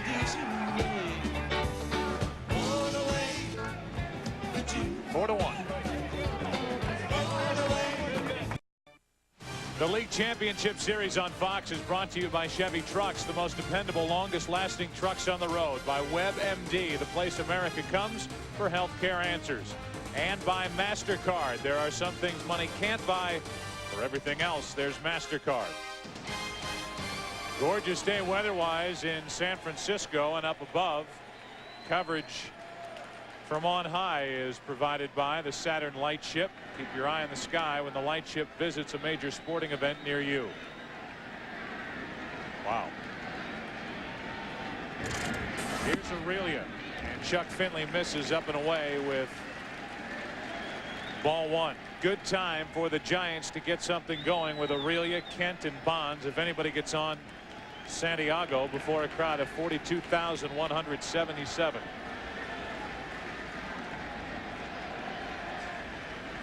Aurelia, the only RBI of the day for San Francisco. Giants drawing over 3.25 million people this year, the most in the National League.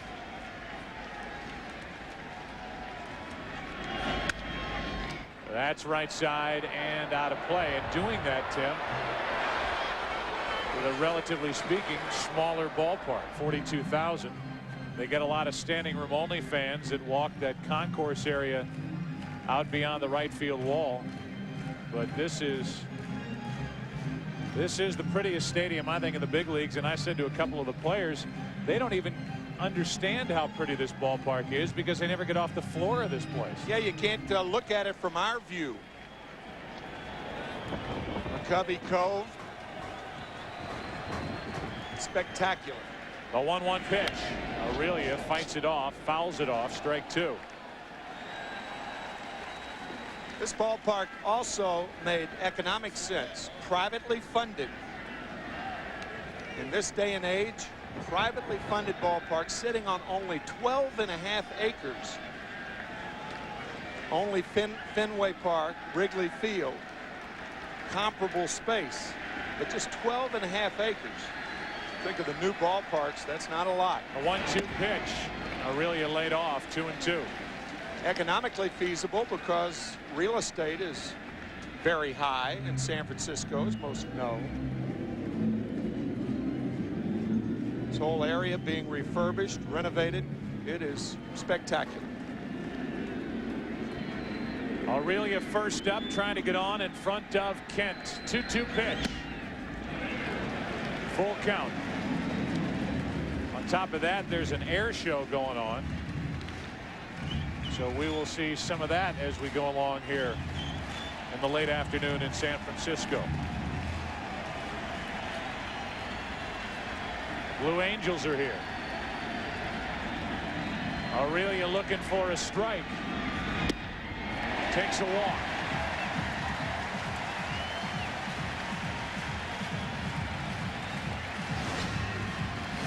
Our in-game box score for the Giants, sponsored by Chevy Trucks. Kenny Lofton hitless today. Aurelia has the sac fly. In fact, he sacrificed twice and now walked. Kent has a hit. Bell has the run. He's 1 for 1 with a walk. And here is Kent, who could tighten this game up with one swing of the bat. 1 for 2 this afternoon.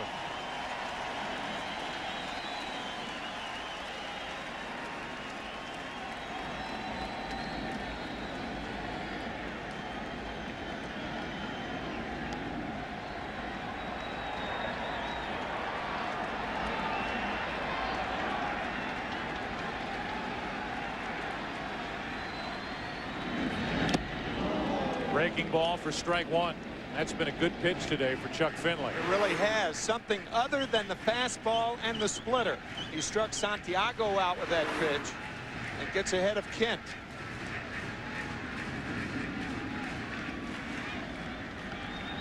Finley got around a leadoff walk last inning, but that was with a pitcher coming up. Now a leadoff walk to Aurelia with Jeff Kent at the plate.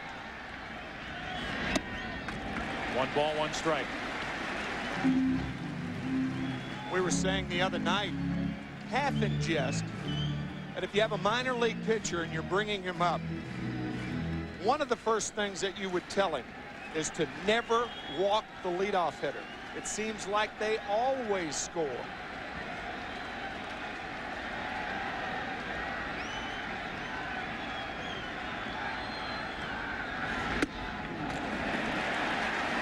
Two and 1. After Kent, it's Bonds.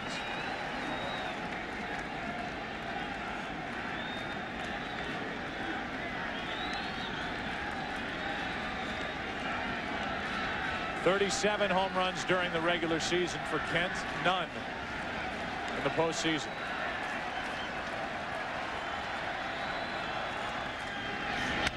Base hit. 2 on with Bonds coming up.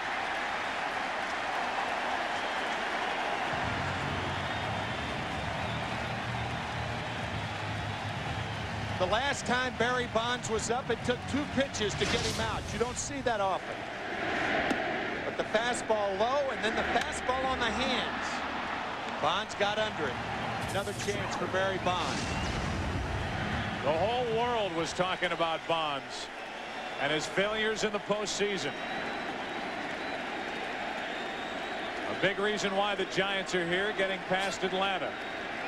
And now a chance for him representing the tying run at the plate in the 5th inning of Game 3.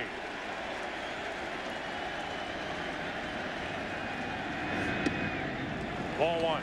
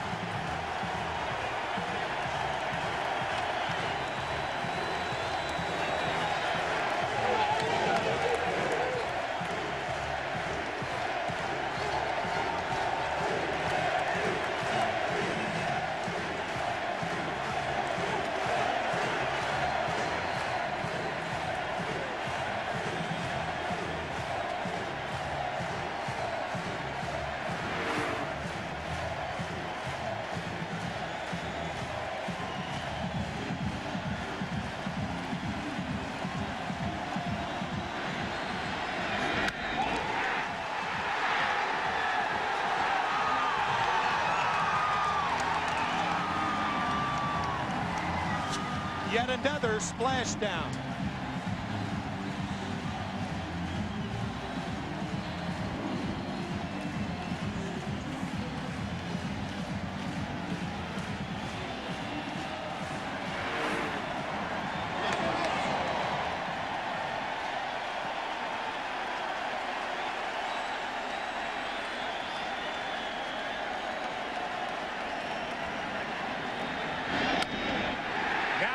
Hit into left field by Santiago.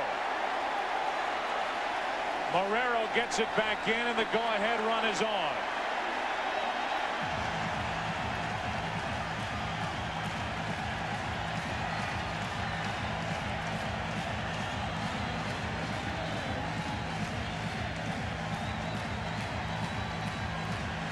To a young pitcher, never walk the leadoff batter. A walk, a single, a 3-run home run. Now Santiago is on with Reggie Sanders coming to the plate. 0 for 10 in this series.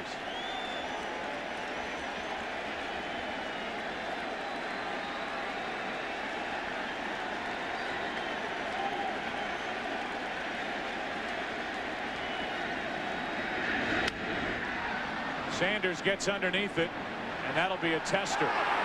Renteria in foul ground. Pujols, and it's Pujols who has it. Not an easy play for the first out of the inning. That's an excellent play on the part of Pujols.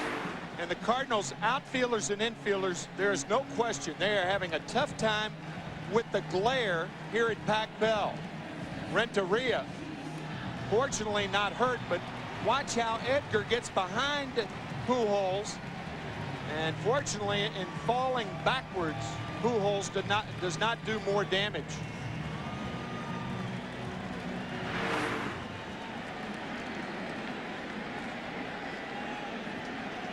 Now it's JT Snow. 1 for 2 this afternoon with a single his first time up.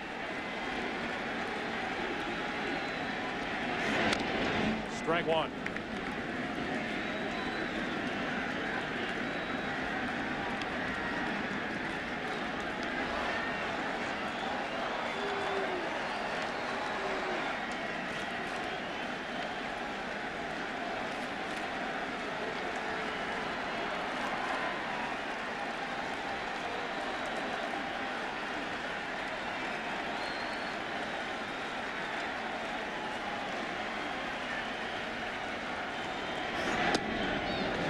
One ball, one strike on Snow.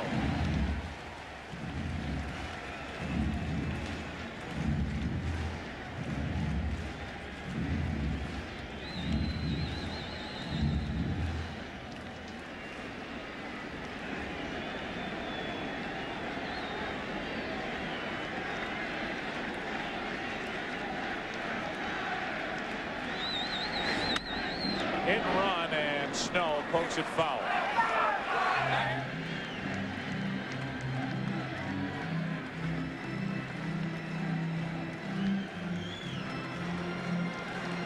Dave Fears getting loose for St. Louis in their bullpen.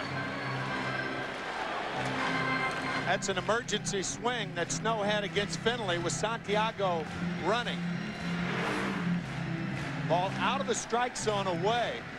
And watch the reach with the rear end out by Snow.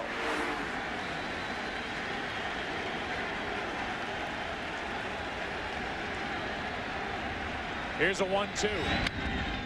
Martinez down to second, back to first. 3-6-3 double play.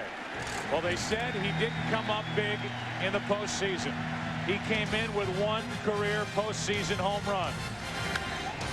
Now he has 5, 4 this year, and first for Barry Bonds in NLCS play. With that, we go to the 6th. And a kiss for his son Nikolai as Barry delivers for the Giants again. 4-4 after 5. Oh boy, Joe. The League Championship Series on Fox is brought to you by Sprint, introducing PCS Vision. Clearly a whole new way to look at wireless. Barry Bonds gives you a whole new way to look at home run hitters. the age of 38, doing things he would think would be unimaginable, hitting .370 during the regular season, walking 198 times, still driving in 110 runs, and taking Chuck Finley on a pitch up and in out of the park into McCovey Cove to make it 4-4 as we go to the 6th. Jay Witasick is the new pitcher for San Francisco, and Eli Marrero's first up.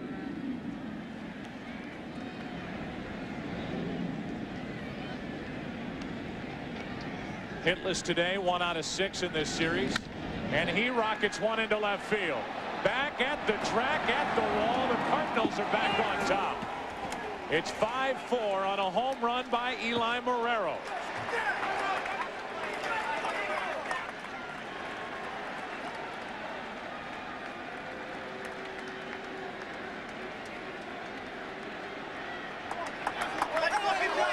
So a feisty greeting by the Cardinals and Marrero for Jay Witasick. The second pitch, boom. Marrero had 18 home runs during the season, 17 of those against right-handed pitching. Here he puts the Cardinals back on top. The ball ends up back on the field after Marrero did this.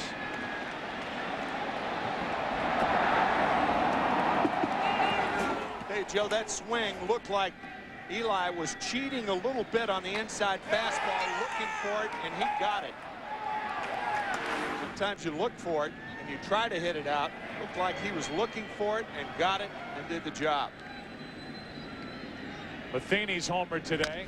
He chops one to short. Now really has to back up. Perfect throw, 1 out. Well, Tony La Russa made the lineup changes prior to this game 3, putting Edgar Renteria in the number 2 spot. He has a deep fly ball for a sac fly, putting Drew in the number 5 spot. He's walked and singled, and Marrero getting the start to get a little extra pop. He homers to put St. Louis on top, and now Mike DeFelice is going to come off the bench and bat for Chuck Finley. Finley pitched well in the division series in game 2 in Arizona, did not get the victory, but gave the Cardinals a chance to win it against Curt Schilling. And now Finley will exit with the Cardinals up 5-4 in the 6th inning, and DeFelice will walk to the plate as the pinch hitter. Sometimes with certain hitters up there, a catcher can see the hands and the feet from behind. The one thing he can't see are his eyes, and that shot looked like Marrero was looking for the fastball inside part of the plate. He got it and did some damage. Right here, it's just the body language. Open stance. Rarely do you see a guy going up looking to hit a ball out of the ballpark and doing it, but Eli appeared to me that that's what happened then. Witasick got in front of DeFelice, one of 3 catchers on the roster. Marrero and Matheny the other 2 for Tony La Russa. It's 0-2. Check swing grounder to Bell. True hop. Good throw. 2 out. Go to MLB.com to bid on special autographed and game-used items currently up for auction to benefit the September 11 Disaster Relief Fund. MLB.com. You can get game-used items. We're in the 6th inning of game 3. Witasick is on the hook. He's former Cardinal property. Jay Witasick. Eli Marrero has homered, and now Vigna batting with 2 out and nobody on.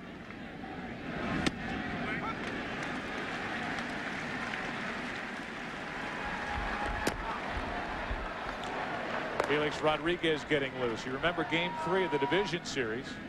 Dusty Baker took all kinds of heat for bringing Manny Ibar into the game. With the bases loaded, Castilla and Lockhart went back-to-back on back-to-back pitches, a base hit and a home run. And the Braves were on their way to a 10-2 victory. It's Witasick out of the bullpen for the first time in this series. In the 6th inning, game 3, tie game. And it's Watasic who gives up the home run to Eli Marrero to put St. Louis on top. The difference there is that Watasic was a guy on whom the Giants depended all year. Manny Ibar wasn't. Ibar called up for the last month and a half. Plus there were men on base when he came in, and he didn't start the inning.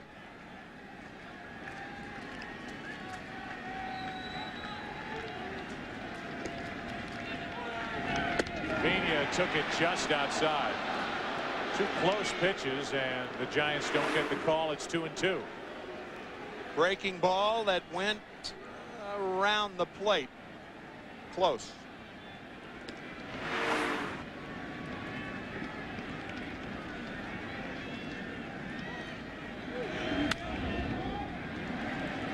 Out of play for David Bell. And the inning is over. Leadoff home run, Eli Marrero against Jay Watasic. St. Louis back on top, bottom of the 6th inning.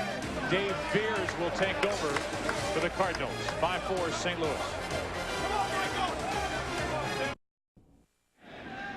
David Bell first up for San Francisco. Then a pinch hitter on deck. And Kenny Lofton against Dave Beers. Cardinals lead 5-4 as a strike is in at the knees to David Bell. Beers, the former closer for the Cardinals, gave up that job when the Cardinals signed Isringhausen over the offseason as a free agent. 1 ball, 1 strike. You wonder, as we play here in the 6th inning of a 1-run game, if the short bench that Tony La Russa has to work with in this series, because of the presence of Rolen, will come back to haunt St. Louis. The 1-1. That's foul. Strike 2 on Bell, who's been on base twice today. Mike DeFelice has already been used. There's Scott Rolen. In all probability will not be ready to play before the weekend's up. Outside chance next Wednesday if it goes to a game 6. Fans are watching the Blue Angels overhead. Beers is concentrating on Bell. A 1-2 pitch. 1 out. So Bell is retired for the first time today. And we remind you that tonight, October's magical matchups continue with the second half of our LCS doubleheader. Game 4 between the Twins and the Angels. It'll be Brad Radke against John Lackey. All part of a full weekend of magical matchups. Football will be on the slate tomorrow, as well as baseball. That all takes center stage only on Fox. Game 4 right after this one. The Giants had Sean Dunston in the on-deck circle. Now they pulled Dunston back. Pedro Feliz will make his first appearance of this LCS. I think the reason they pulled him back, if David Bell gets on, Dunston's up there to bunt. Feliz with a bit more pop. I guess that's what Dusty's thinking was right there.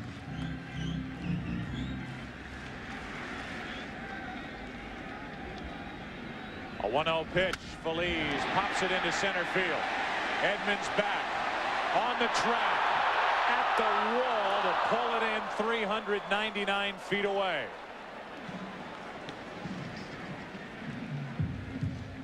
Two out.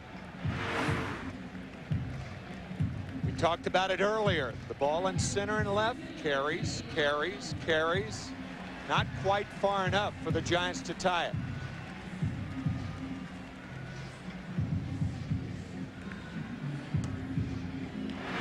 So with 2 out, nobody on, here's Kenny Lofton. Go on, Kenny.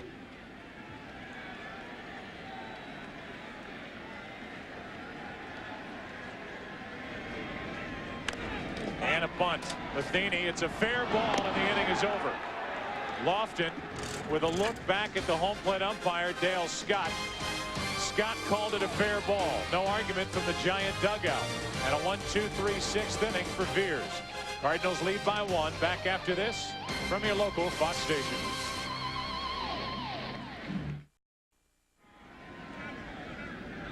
Felix Rodriguez is the new pitcher for San Francisco. The numbers, I think, Tim, are a bit misleading. You see an ERA of 4.17, a record. You see 6 losses on the record. But this is a guy who, as the season has worn on and now the postseason is picked up, he just seems to be getting better and better. He became angry earlier in the year, and we talked about use your left hand. He pounded that right hand against a wall in the dugout. It hurt enough, not enough to put him on the DL, but enough to affect his performance. And he was dropping his arm down earlier. That's one of the earlier in the year. That's one of the worst things a pitcher could do, because he gets under the ball and pushes it toward home plate. Now he's on top of the ball and throwing it hard. Renteria pops it up foul. It's behind home plate and into the seats. Our Sprint virtual manager question is something that we brought up last half inning. Will the short bench be an issue for St. Louis? It may be before the end of this game. 1-run game, 7th inning. Tony La Russa now has only 3 left over there. Robinson, Eduardo Perez, and Miguel Cairo consider Rolen unusable, and that is the case with Scott Rolen. They hope maybe he could play on Monday if this series goes that far. We have a little break in the action, I believe, because they're waiting for a flyby from the Blue Angels. So instead of it being in mid-pitch, here it comes in the 7th.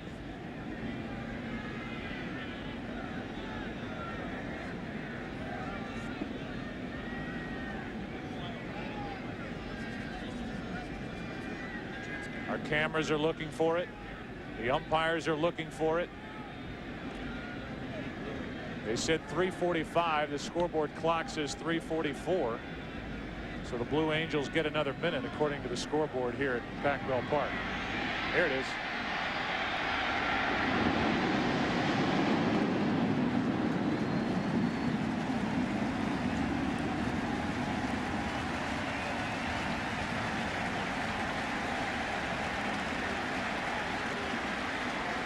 Down by the water watching the Blue Angels yesterday, it's just staggering how close they are.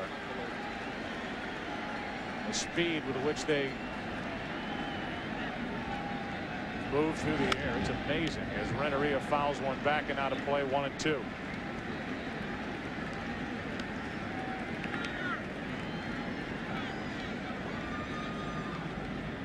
Talk about synchronicity. Oh. Oof. So that was the delay, and here's how close they look from underneath. Here's a 1-2 to Renteria. 2 balls, 2 strikes from Rodriguez.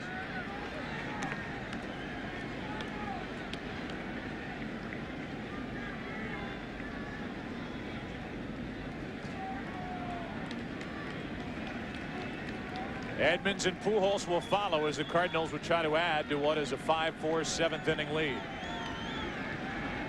Rodriguez, the 4th pitcher of the day for the Giants.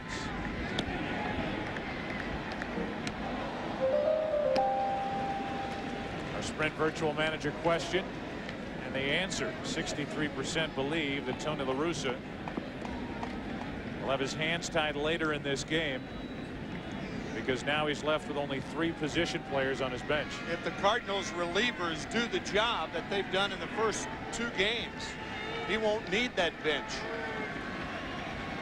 But he is short. 2-2 pitch.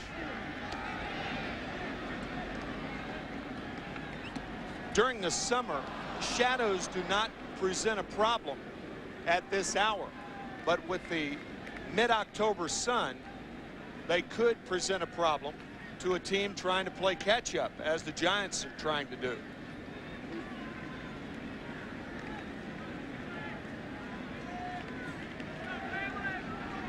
Renteria in a battle with Felix Rodriguez. Heart of the order will bat for the Giants in the bottom of the 7th. Cardinals want more breathing room. Another foul, and Renteria is in battle mode here. Just short little swing trying to make contact. Perhaps the toughest play, Joe, when you look at it, because of the light standard shadow around second base. On a short pop fly in right center field, somewhere in this area, perhaps a second baseman going back for a ball, going from the shadows to the sun, maybe back to the sun. It would be reasonable to assume that it would be a problem for a guy like Jeff Kent or Fernando Vina with the Cardinals.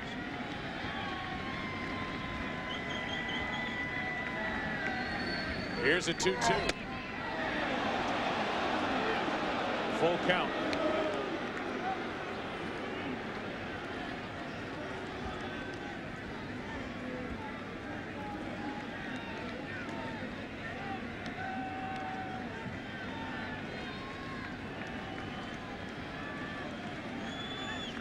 Giants had a lead after 2.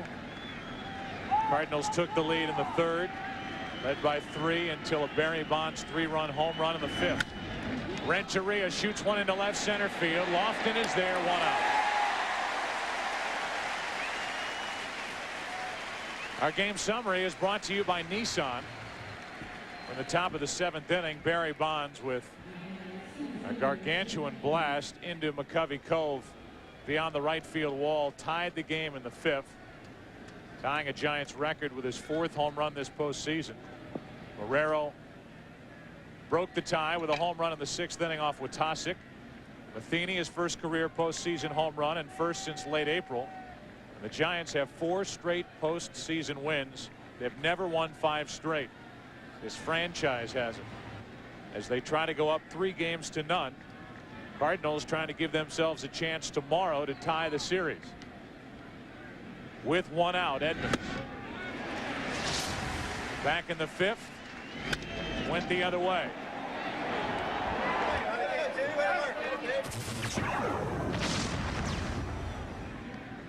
Behind on the count here, 0-1.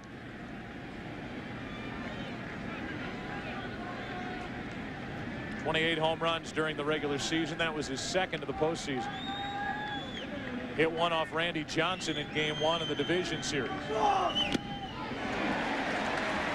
0-2. That helped set the tone for the Cardinals against the Diamondbacks, beating them 3 in a row. But they have had their hands full with the Giants, as have a lot of teams over the last month and a half. Giants winning their last 8 games. We said it the other night, 25 of their last 33.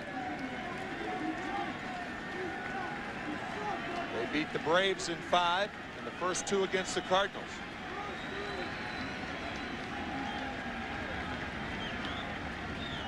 And 0-2. Not close. Aurelia, Kent, and Bonds will bat in the bottom of the inning. A postseason slugging percentage of .716. Joining Ruth, Gehrig, and Aaron.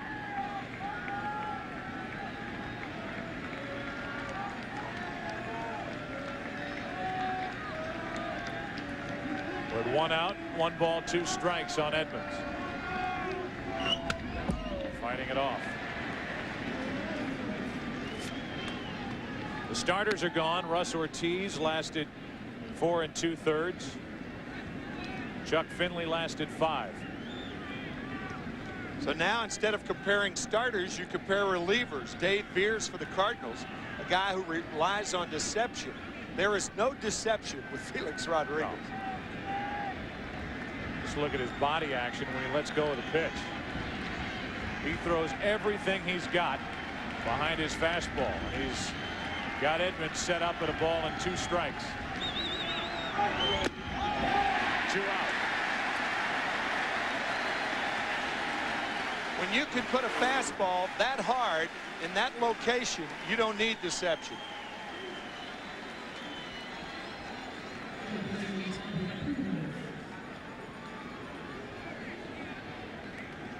What Joe was talking about.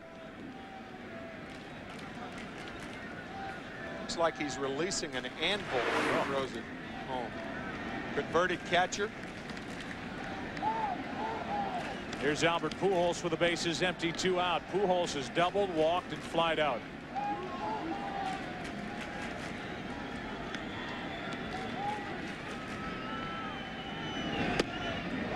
Strike 1.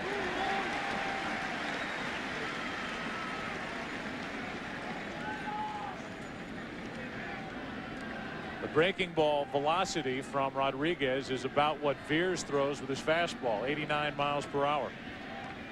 He could get that slider up to 91, 92.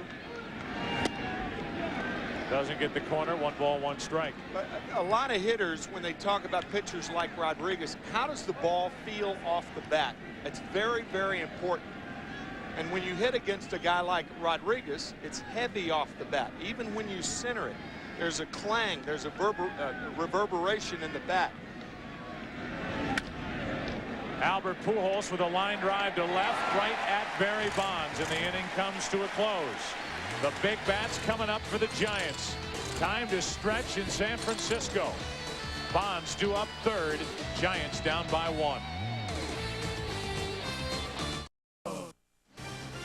The League Championship Series on Fox is brought to you by Budweiser, delivering beer at its best with the crisp, clean, and refreshing taste known only to the king of beers.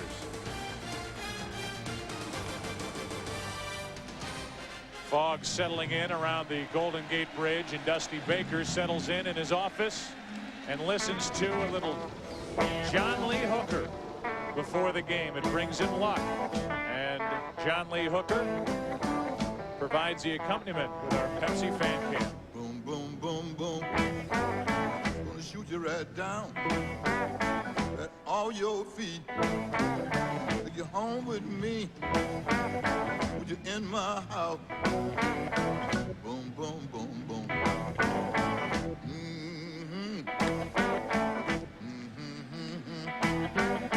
I love to see you walk up and down the floor.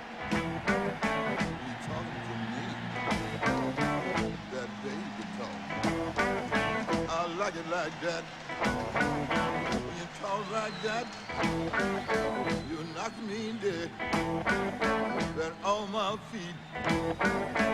Ow, ow, ow, ow. Whoa.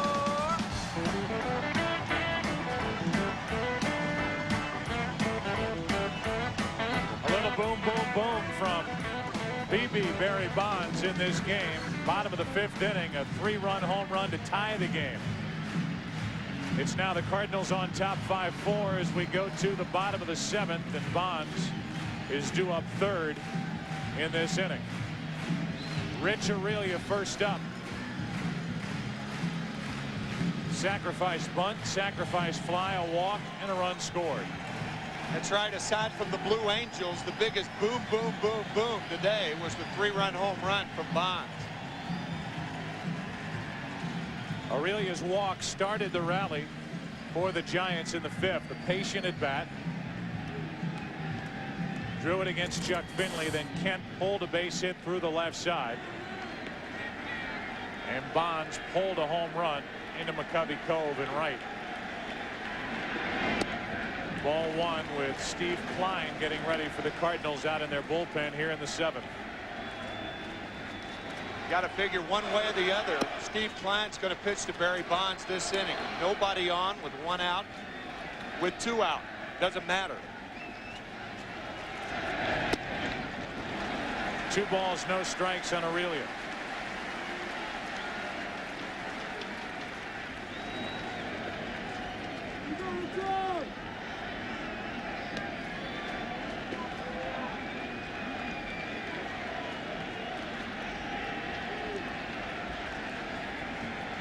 Aurelia 2 home runs in this series, goes deep to center. Back is Edmonds. Off the wall. Aurelia a leadoff double.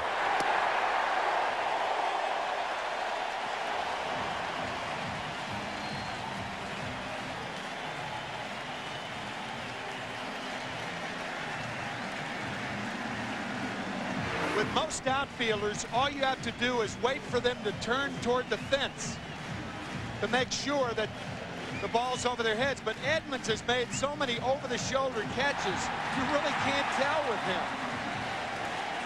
Aurelia with a double represents the potential tying run here in the 7th.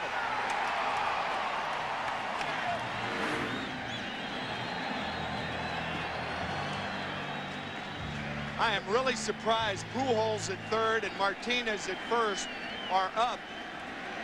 No way Kent's going to be bunting here.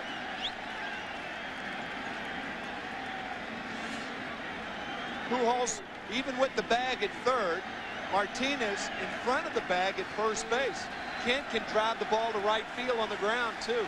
They should be back 3 steps.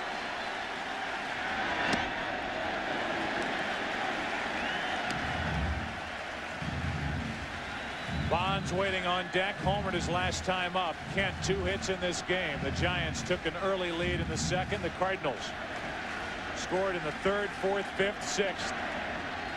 Lead at 5-4. Game 3. Giants up 2-0.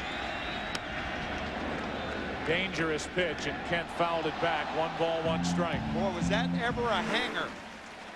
You could see Matheny setting up outside. That was a hanger. Kent missed it.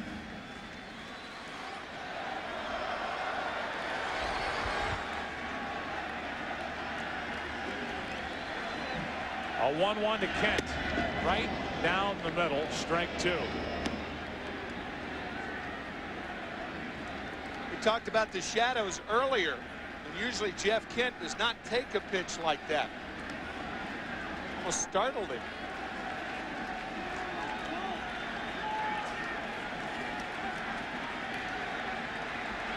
Kent on 1 and 2 takes ball 2.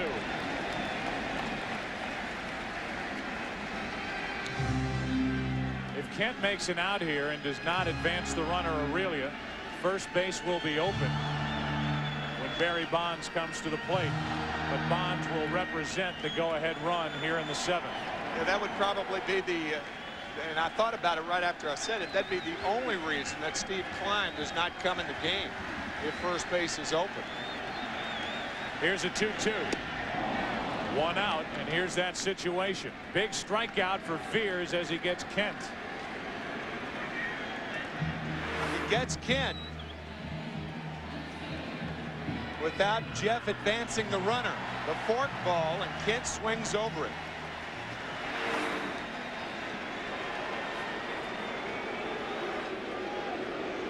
Here comes the intentional pass.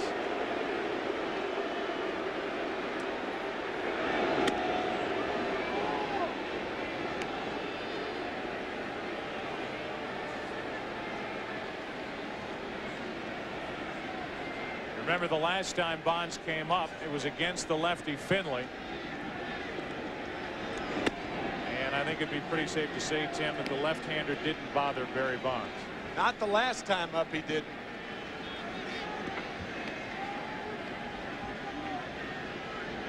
This will be ball 3. It'll set up a 2-on, 1-out situation for Benito Santiago, who grounded into 19 double plays this year. Bonds drew 68 intentional passes during the regular season. 23 more than Willie McCovey did in 1969. Bonds' 3-run shot to tie it his last time up.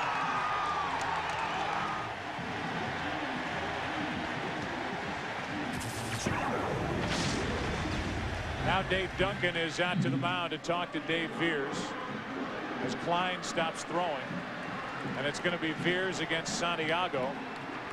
And yet another chance for the guy batting behind Barry Bonds to do the damage.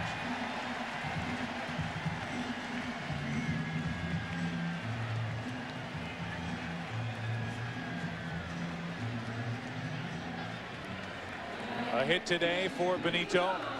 1 out of 3 and 4 out of 12 in the series. With a 4 RBI game in game 1.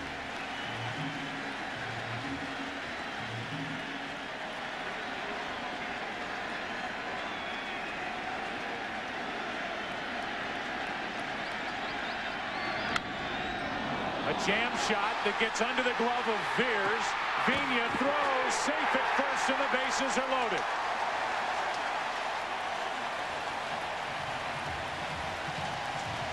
Vigna was going to cover second base, intending for a throw from Veers. When that didn't happen, he had to recover, go back toward first. Certainly not Vigna's fault. Veers has got to come up with this ball. It's an easy double play. You can see Vigna in the background going towards second. He has to reverse courses and does not get the call at first. I'm a little surprised that Vigna was covering. You hear that a lot. Who's going to cover on the play? And Renteria covered, even though Santiago is a right-handed batter. That was a very, very close play. But if Renteria covers on the play, Vigna gets at least one out. Santiago hits a lot of ground balls the other way. I'm very surprised that Vigna was covering on that play. It's a base hit for Santiago, who did go in hand first at the first base bag. But again, hustle, a part of the equation for Santiago, did not take anything for granted. And that loads the bases with only one out for Reggie Sanders, who would like to pick right now to get his first hit of the series. One more look where he could have been out. Depends on where the ball in the glove was. Martinez clinched it. Very close play.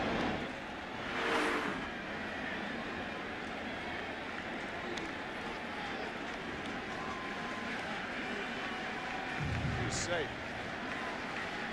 Proper call made by Jeff Kellogg, the first base umpire. Santiago is safe. The bases are loaded on a double, an intentional walk, and what was ruled an infield hit for Santiago. Strike one on Sanders.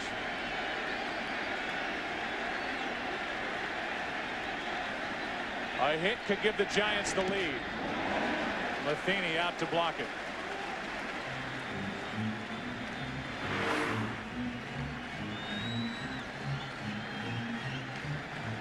As good a blocker of balls in the dirt as I've ever seen.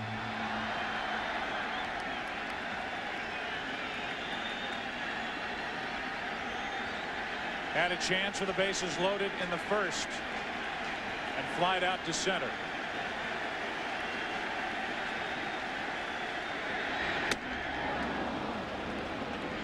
Sanders backed up at a ball and 2 strikes. So Veers can go one of 2 ways. He can go with the high fastball again. Remember, we said Sanders a good low ball hitter, but he does chase balls in the dirt with 2 strikes. Anything other than those 2 pitches he won't see right now. Fastball splitter.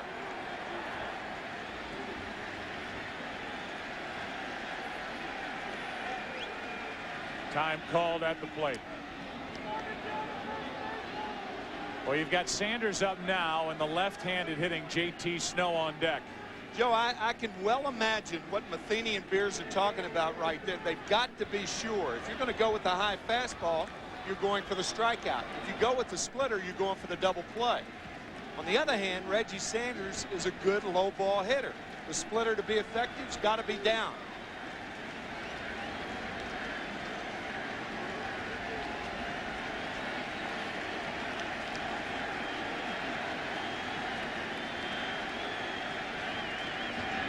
Two out.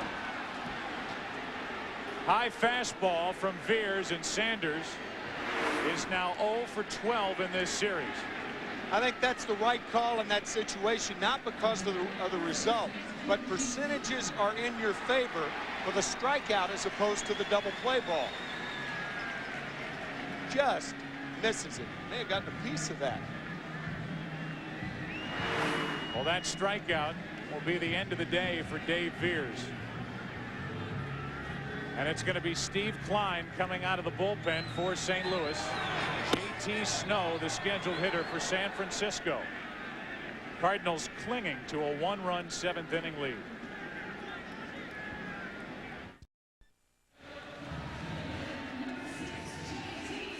Fernando Vigna on that play is going to move here as Renteria holds his ground.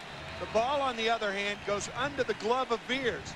But you can see Vigna has to recover to go back this way and does not get the call at first base. A very close play, but Vigna not at fault there. And now Steve Klein, a very excitable left-hander, will come into the action here and face JT Snow.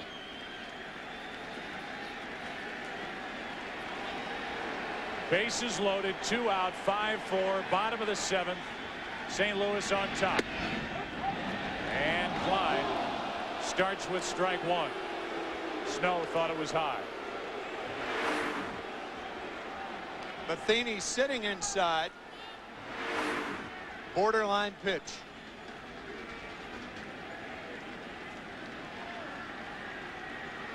A double, an intentional walk, and a single in the inning. To the right side for Vigna. Has to wait for Martinez, and the Giants now have left the bases loaded again. We go to the 8th. St. Louis leads it 5-4.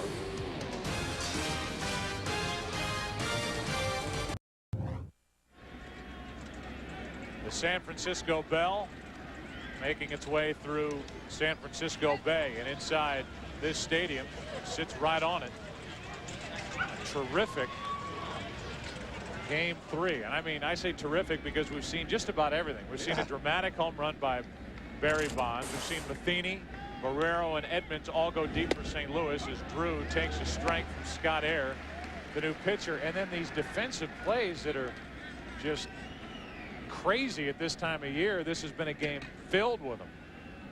Cardinals back-to-back in the first and second inning with some of the most confusing defense we've seen in some time, and here they are with a 1-run lead. And even on the other side, the Cardinals' first rally started on a strikeout and a wild pitch and a misplayed ball in center by Lofton that went for a double. The numbers for Scott Air during the regular season. We've seen a boat sinking out in the bay that the Coast Guard had to help as Drew's reaching for it, pops it into center. Kenny Lofton is there, 1 out.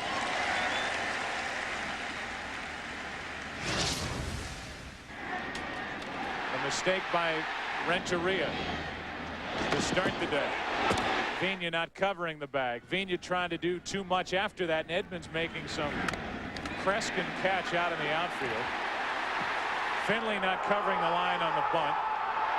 Vigna and Drew coming together, and yet through all that, in a game the Cardinals can't afford to lose, they lead 5-4 in the 8th in San Francisco.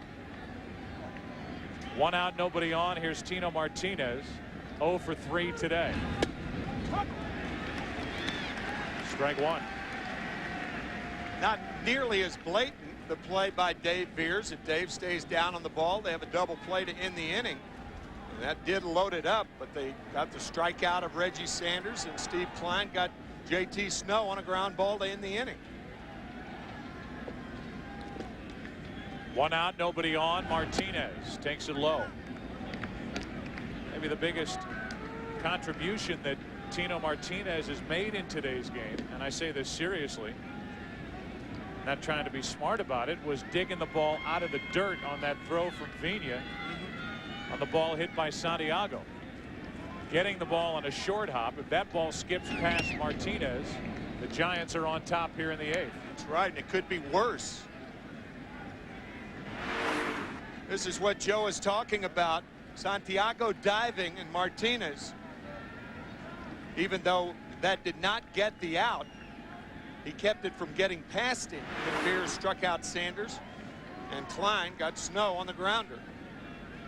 Here's a 2-1 to Martinez, popped up. Playable for JT Snow in foul territory. Martinez and his frustration continues. 2 out.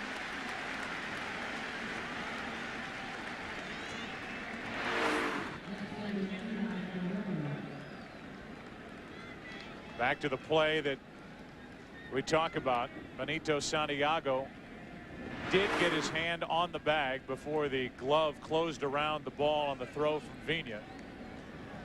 And Veers got the strikeout. Tell you, Steve Joe, Klein came in to end the inning. if I could tell a young pitcher about where to tie up a left-handed hitter from a left-handed pitcher, that is an ideal pitch. It's just inside. It's just high. But watch what Martinez has to do in order to make contact. He's trying to pull the hands in. He's trying to get the good part of the bat on the ball, and does neither. So with 2 out, nobody on, and Marrero coming up, we ask you again, what did you decide? What is the most memorable moment in Major League Baseball history? Tune in to the pregame show prior to Game 4 of the World Series to see the winner of the MasterCard Presents Major League Baseball's most memorable moment. Live on Fox, 8 Eastern on Wednesday, October 23rd. Here is Marrero, and a chopper to Bell. Had a tough time with the sun. Low throw and out at first as Snow dug it out on the other end. Bell a tough time seeing it. No time to put the glasses down. Made the stop. The low throw, and JT Snow on the other end. A 1-2-3-8 for Scott Air. The League Championship Series on Fox is brought to you by T-Mobile. Get more minutes, more features, more service. By Pepsi Blue, the new fusion of berry and cola. It's the mix. And by Nissan and your Nissan dealer. Live shots of San Francisco. You can see the fog rolling in. This beautiful city as we move to the bottom of the 8th. And the Giants bat down by 1. 5-4 St. Louis, game 3. NLCS with the Giants up 2-0. David Bell against Steve Klein. And ball 1. I think what Tony La Russa is thinking right now, Bell batting 8th. You have Steve Klein pitch to Bell. And then Dusty Baker could announce the right-hander, and that's when you bring the right-hander, Rick White, in to pitch to Tom Goodwin. Bell floats one into center, and David Bell is on base again. Third time he's done that, and it comes here leading off the 8th. And that's the problem when you try to get through the leadoff batter. La Russa was going to take him out if he got Bell out, because that way you would waste another player, and it would be Sean Dunston. Now Dunston up there to bunt off the end of the bat. A little flare to center to start the Giants' 8th. Now you leave the right-handed Dunston in there because Lofton's on deck. So you got Klein pitching to Lofton if the bunt's successful.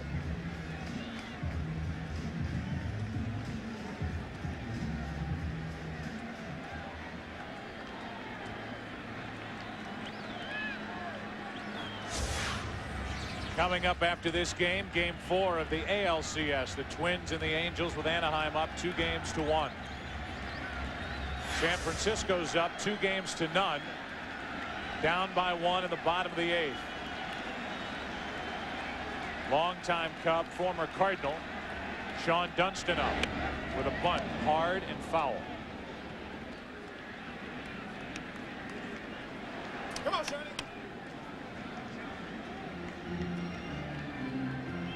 Talk about pinch hitting and how difficult that is. Pinch bunting can be at least as difficult. Saw that graphic. Last inning, it was a leadoff double by Aurelia. With Kent and Bonds coming up, Santiago, Sanders, and the Giants did not score. They've only plated the leadoff runner once this afternoon. A hit by Bell. And an 0-1 to Dunston. Out at first, sacrifice good, 1-4. Down to second, the tying run, David Bell.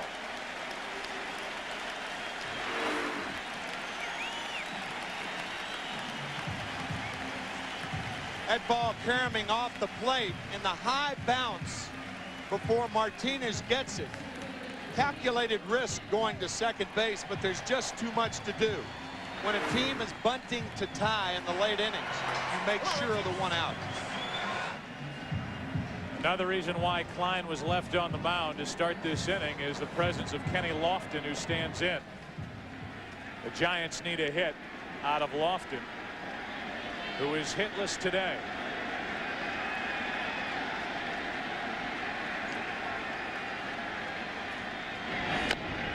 Off the plate, Klein. 2 out. Kenny Lofton does not have a hit since he took exception to that pitch up and in game 1. 0 for 9 since then. Make that 0 for 10 since then. A slider on the outside corner. And an easy play for Klein. Might say, why didn't David Bell go to third on that ball? It's very difficult if you're on at second base to see exactly where that ball is. They're just waiting right here. That's what David Bell did. He took a couple of steps and then thought, no, not worth the risk. And here comes Tony La Russa. Rick White is coming in the game. A leadoff hit, the good bunt by Dunston. Lofton made the out. Runner at second, 2 gone. Giants down by 1.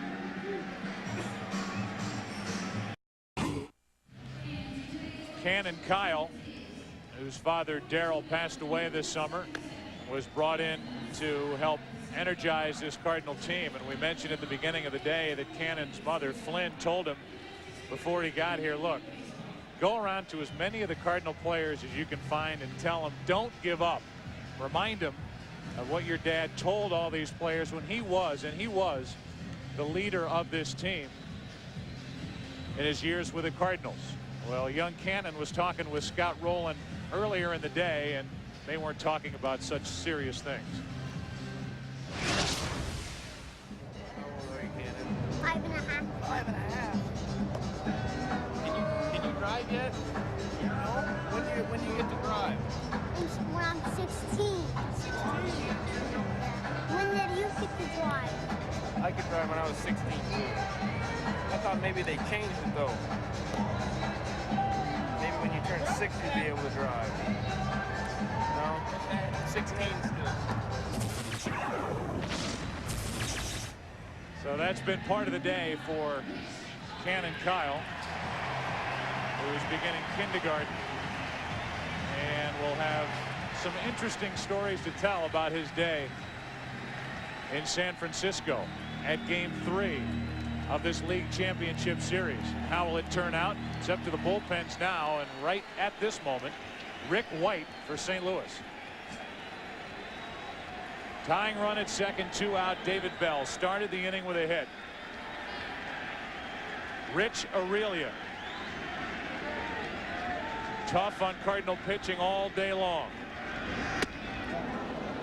Strike 1. For the last 4 pitches before the pitch was made, Eli Marrero, the left fielder, has put his glove up around cap level. It has got to be very, very difficult to see if you're in left field. We saw it with David Bell the last half inning at third base. Marrero's got the glasses flipped up, that eye black on, hat pulled down low. Here's an 0-1 pitch to Aurelia, trying to tie it with a hit. That's on the outside corner, 0-2. And Aurelia spins out of there, upset that this was called strike 2 from Dale Scott. After the fastball, the slider. Sometimes a pitcher will catch a front corner with that pitch. A catcher catches it 4 inches outside. Good pitch from White. Tying run at second with 2 out. 8th inning, Game 3. 5-4 St. Louis, and White tries to go a little farther outside. Rick White, who was picked up a couple of years ago at the trading deadline by the Mets, the Tampa Bay Devil Rays, was picked up after being released by Colorado.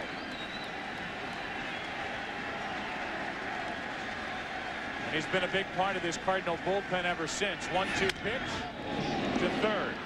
Pujols, low but out, and the inning is over. Albert Pujols is checked on for the first time today. Moving into the infield, and this game goes to inning number 9. Game 3, 5-4 St. Louis. By the East Bay, and in particular McCovey Cove. And in full view of sailboats near and far, tankers as well, is this ballpark. We're inside. We move to the 9th inning of Game 3. Cardinals desperately trying to hang on to this lead in this game and their hope in this National League Championship Series. Tim Worrell takes over, and Matheny pops up the first pitch. JT Snow wants it. Has it, 1 out.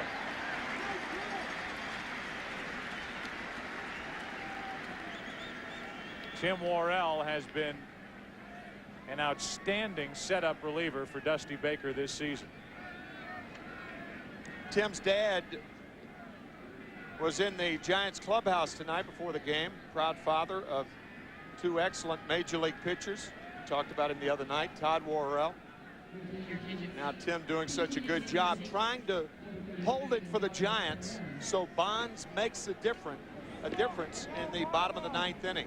Bonds is due up second, and whether the Cardinals elect to pitch around him or if they pitch to him has got to be nothing but drama.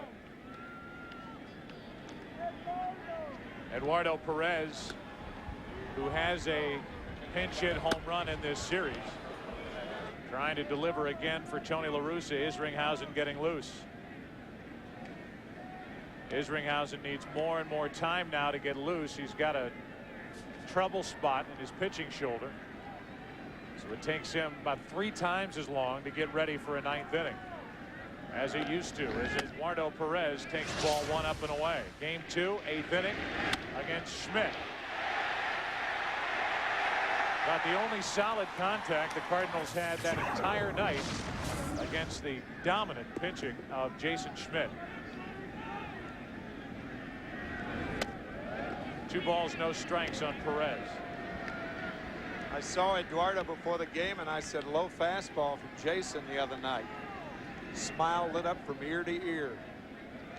Game 4 of the ALCS coming up right after this game. The Twins at the Angels. Perez with 4 pinch hit home runs this season for the Cardinals. That's into right. It'll play. JT Snow wants it. It's called off by Kent. Fair ball, 2 out. 2 pop-ups, and Vina will be the hitter with the bases empty.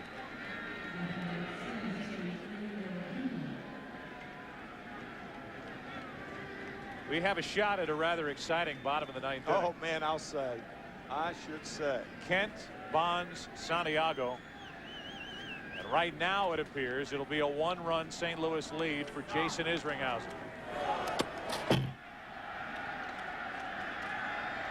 We show him in the bullpen. That warm-up pitch gets away. Ball 1 high to Vina.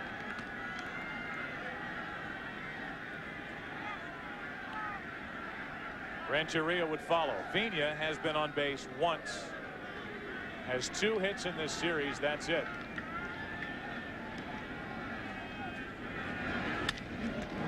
Nice play by JT Snow. Inning over.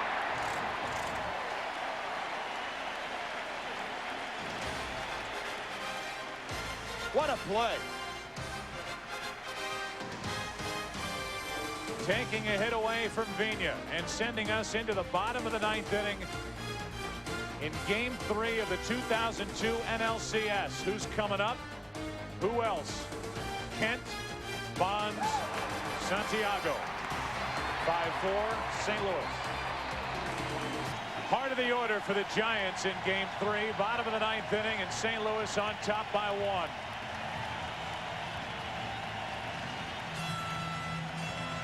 Jason Isringhausen from Brighton, Illinois, grew up rooting for the Cardinals. The former Oakland Athletic, brought to St. Louis in a 4-year, $27 million contract. Every penny of it for situations like this. 1-run lead, down 2 games to none against Kent, Bonds, and Santiago.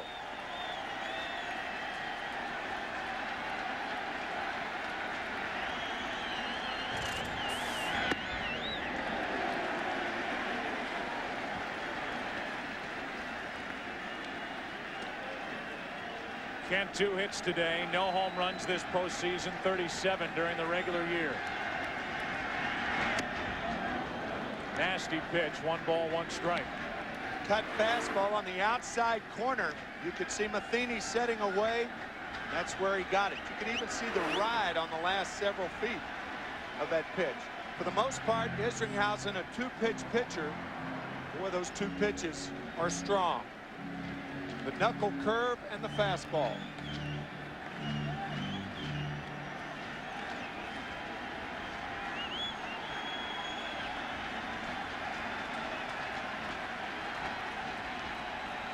The 1-1. Good pitch again. 1 ball, 2 strikes. Same pitch selection. Cut fastball.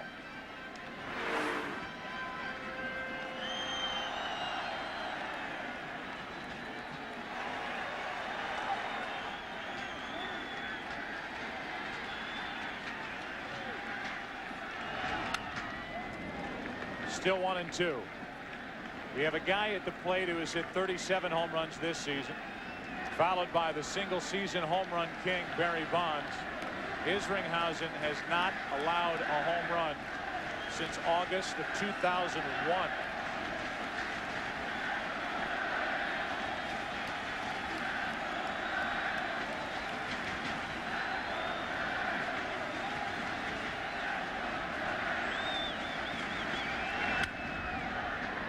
Right side, foul ball.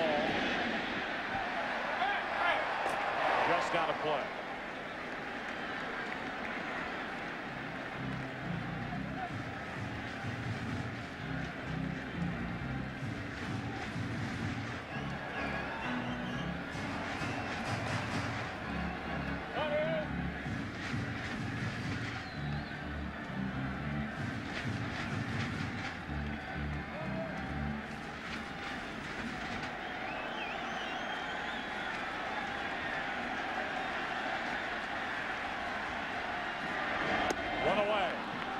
Breaking ball from Isringhausen.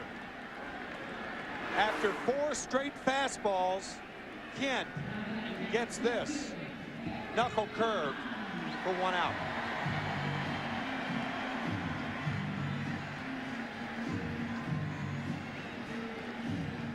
By getting Jeff Kent, you bring Barry Bonds to the plate in a spot where the best he can do is tie the game. Tony La Russa telling us before the game that with that situation in the right shoulder of Isringhausen, and he may get some work done over the offseason, it's cut his velocity down a bit, but it's made him more of a pitcher instead of trying to blow it by everybody at 97. Strike 1 from Isringhausen. Before that pitch, you saw Tony La Russa getting the attention of Edgar Renteria, the shortstop, who was playing on the left side of second base. He moved him over for the shift. 0 for 11 in his career against Isringhausen. Bonds takes ball 1.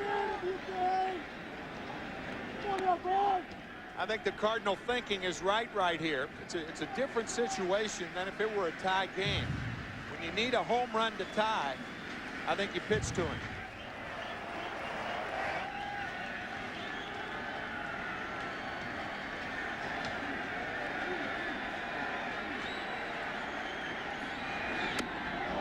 Two balls and a strike.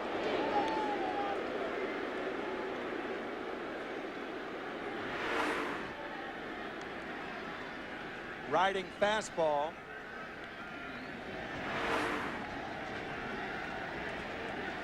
Bonds ahead on the count. 2 balls, 1 strike. 1 out, nobody on. San Francisco down by 1 in the 9th. 3 balls and a strike. You're used to pitching around Bonds so many times that often you don't get a close pitch. An umpire will guess ball.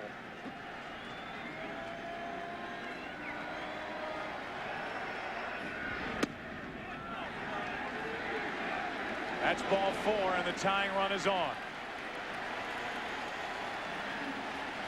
A strikeout followed by a walk. And now a visit from Dave Duncan.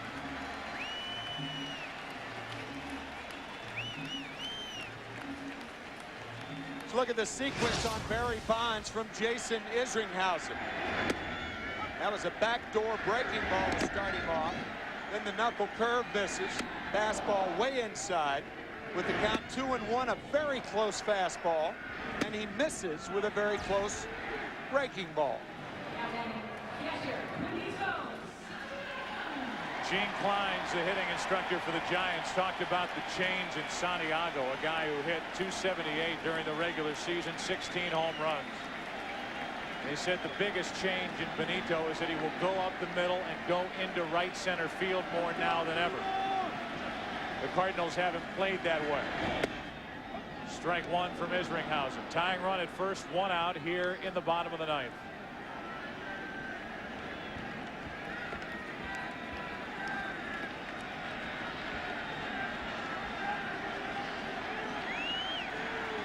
Good idea what you just said, because the right-hander's not going to pull Isringhausen anyway.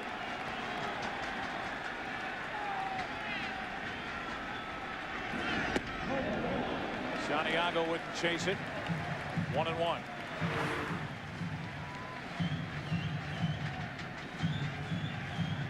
Plus, you have the whole right side of the diamond open with Vina cheating for the double play, and Tino Martinez holding Bonds on at first. Bonds 0 for 11 against Isringhausen. Santiago 4 out of 9 against the Cardinal right-hander. Bonds is running. Santiago fouls it back. Strike 2. Dusty Baker putting the hit and run on here. A gutsy move. And Santiago had a pitch to handle. High breaking ball. Now he's in the hole. So unless the count goes to 3-2, Bonds won't run. Unless he's trying to steal the base.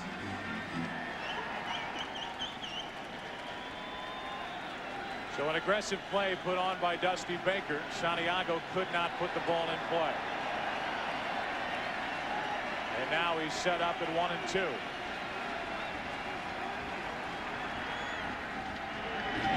Two out.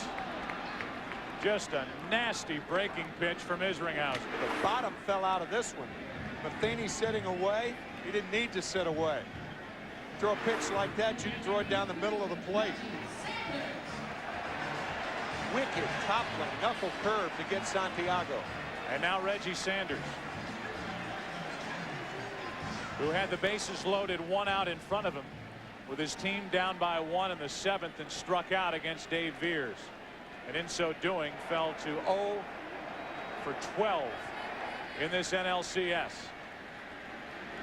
Tying run at first, 2 out. And ball 1 to Sanders, who struck out on high hard ones his last time up.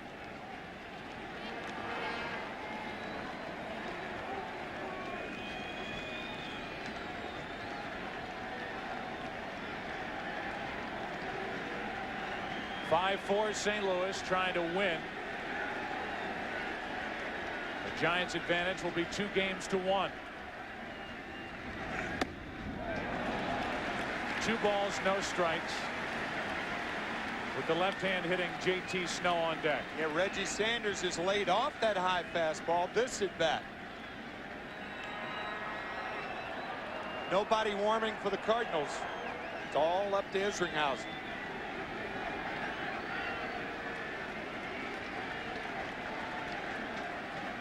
On 2-0, Sanders can't catch up. 95 miles per hour. Strike 1.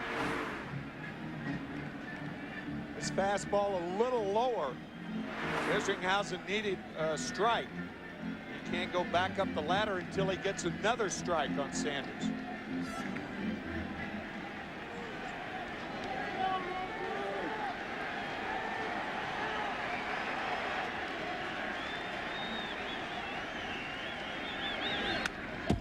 Two balls, 2 strikes, and Sanders had a pretty good rip at that pitch.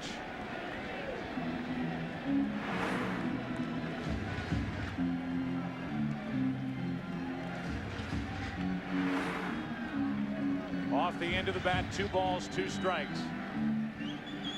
Isringhausen and the Cardinals trying to make this a series again. The Giants winning the first 2 games in St. Louis. The Cardinals trying to win the first game here in San Francisco. I think Reggie Sanders found a hairline fracture in his bat.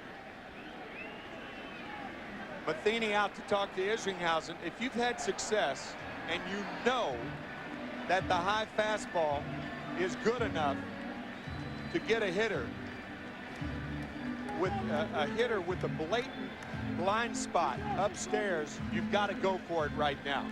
I would be surprised to see this pitch anything other than a high fastball.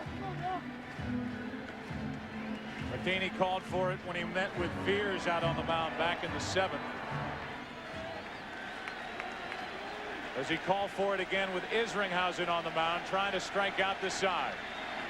Tying run at first, 2 out. 2-2 pitch. Into right field, falling in a hurry. Here comes Drew. Cardinals win game 3. Isringhausen with a save. The Giants had the Cardinals down 2-0. A sloppy game early for St. Louis. The Giants could not take advantage. They end up stranding 11. And game 4.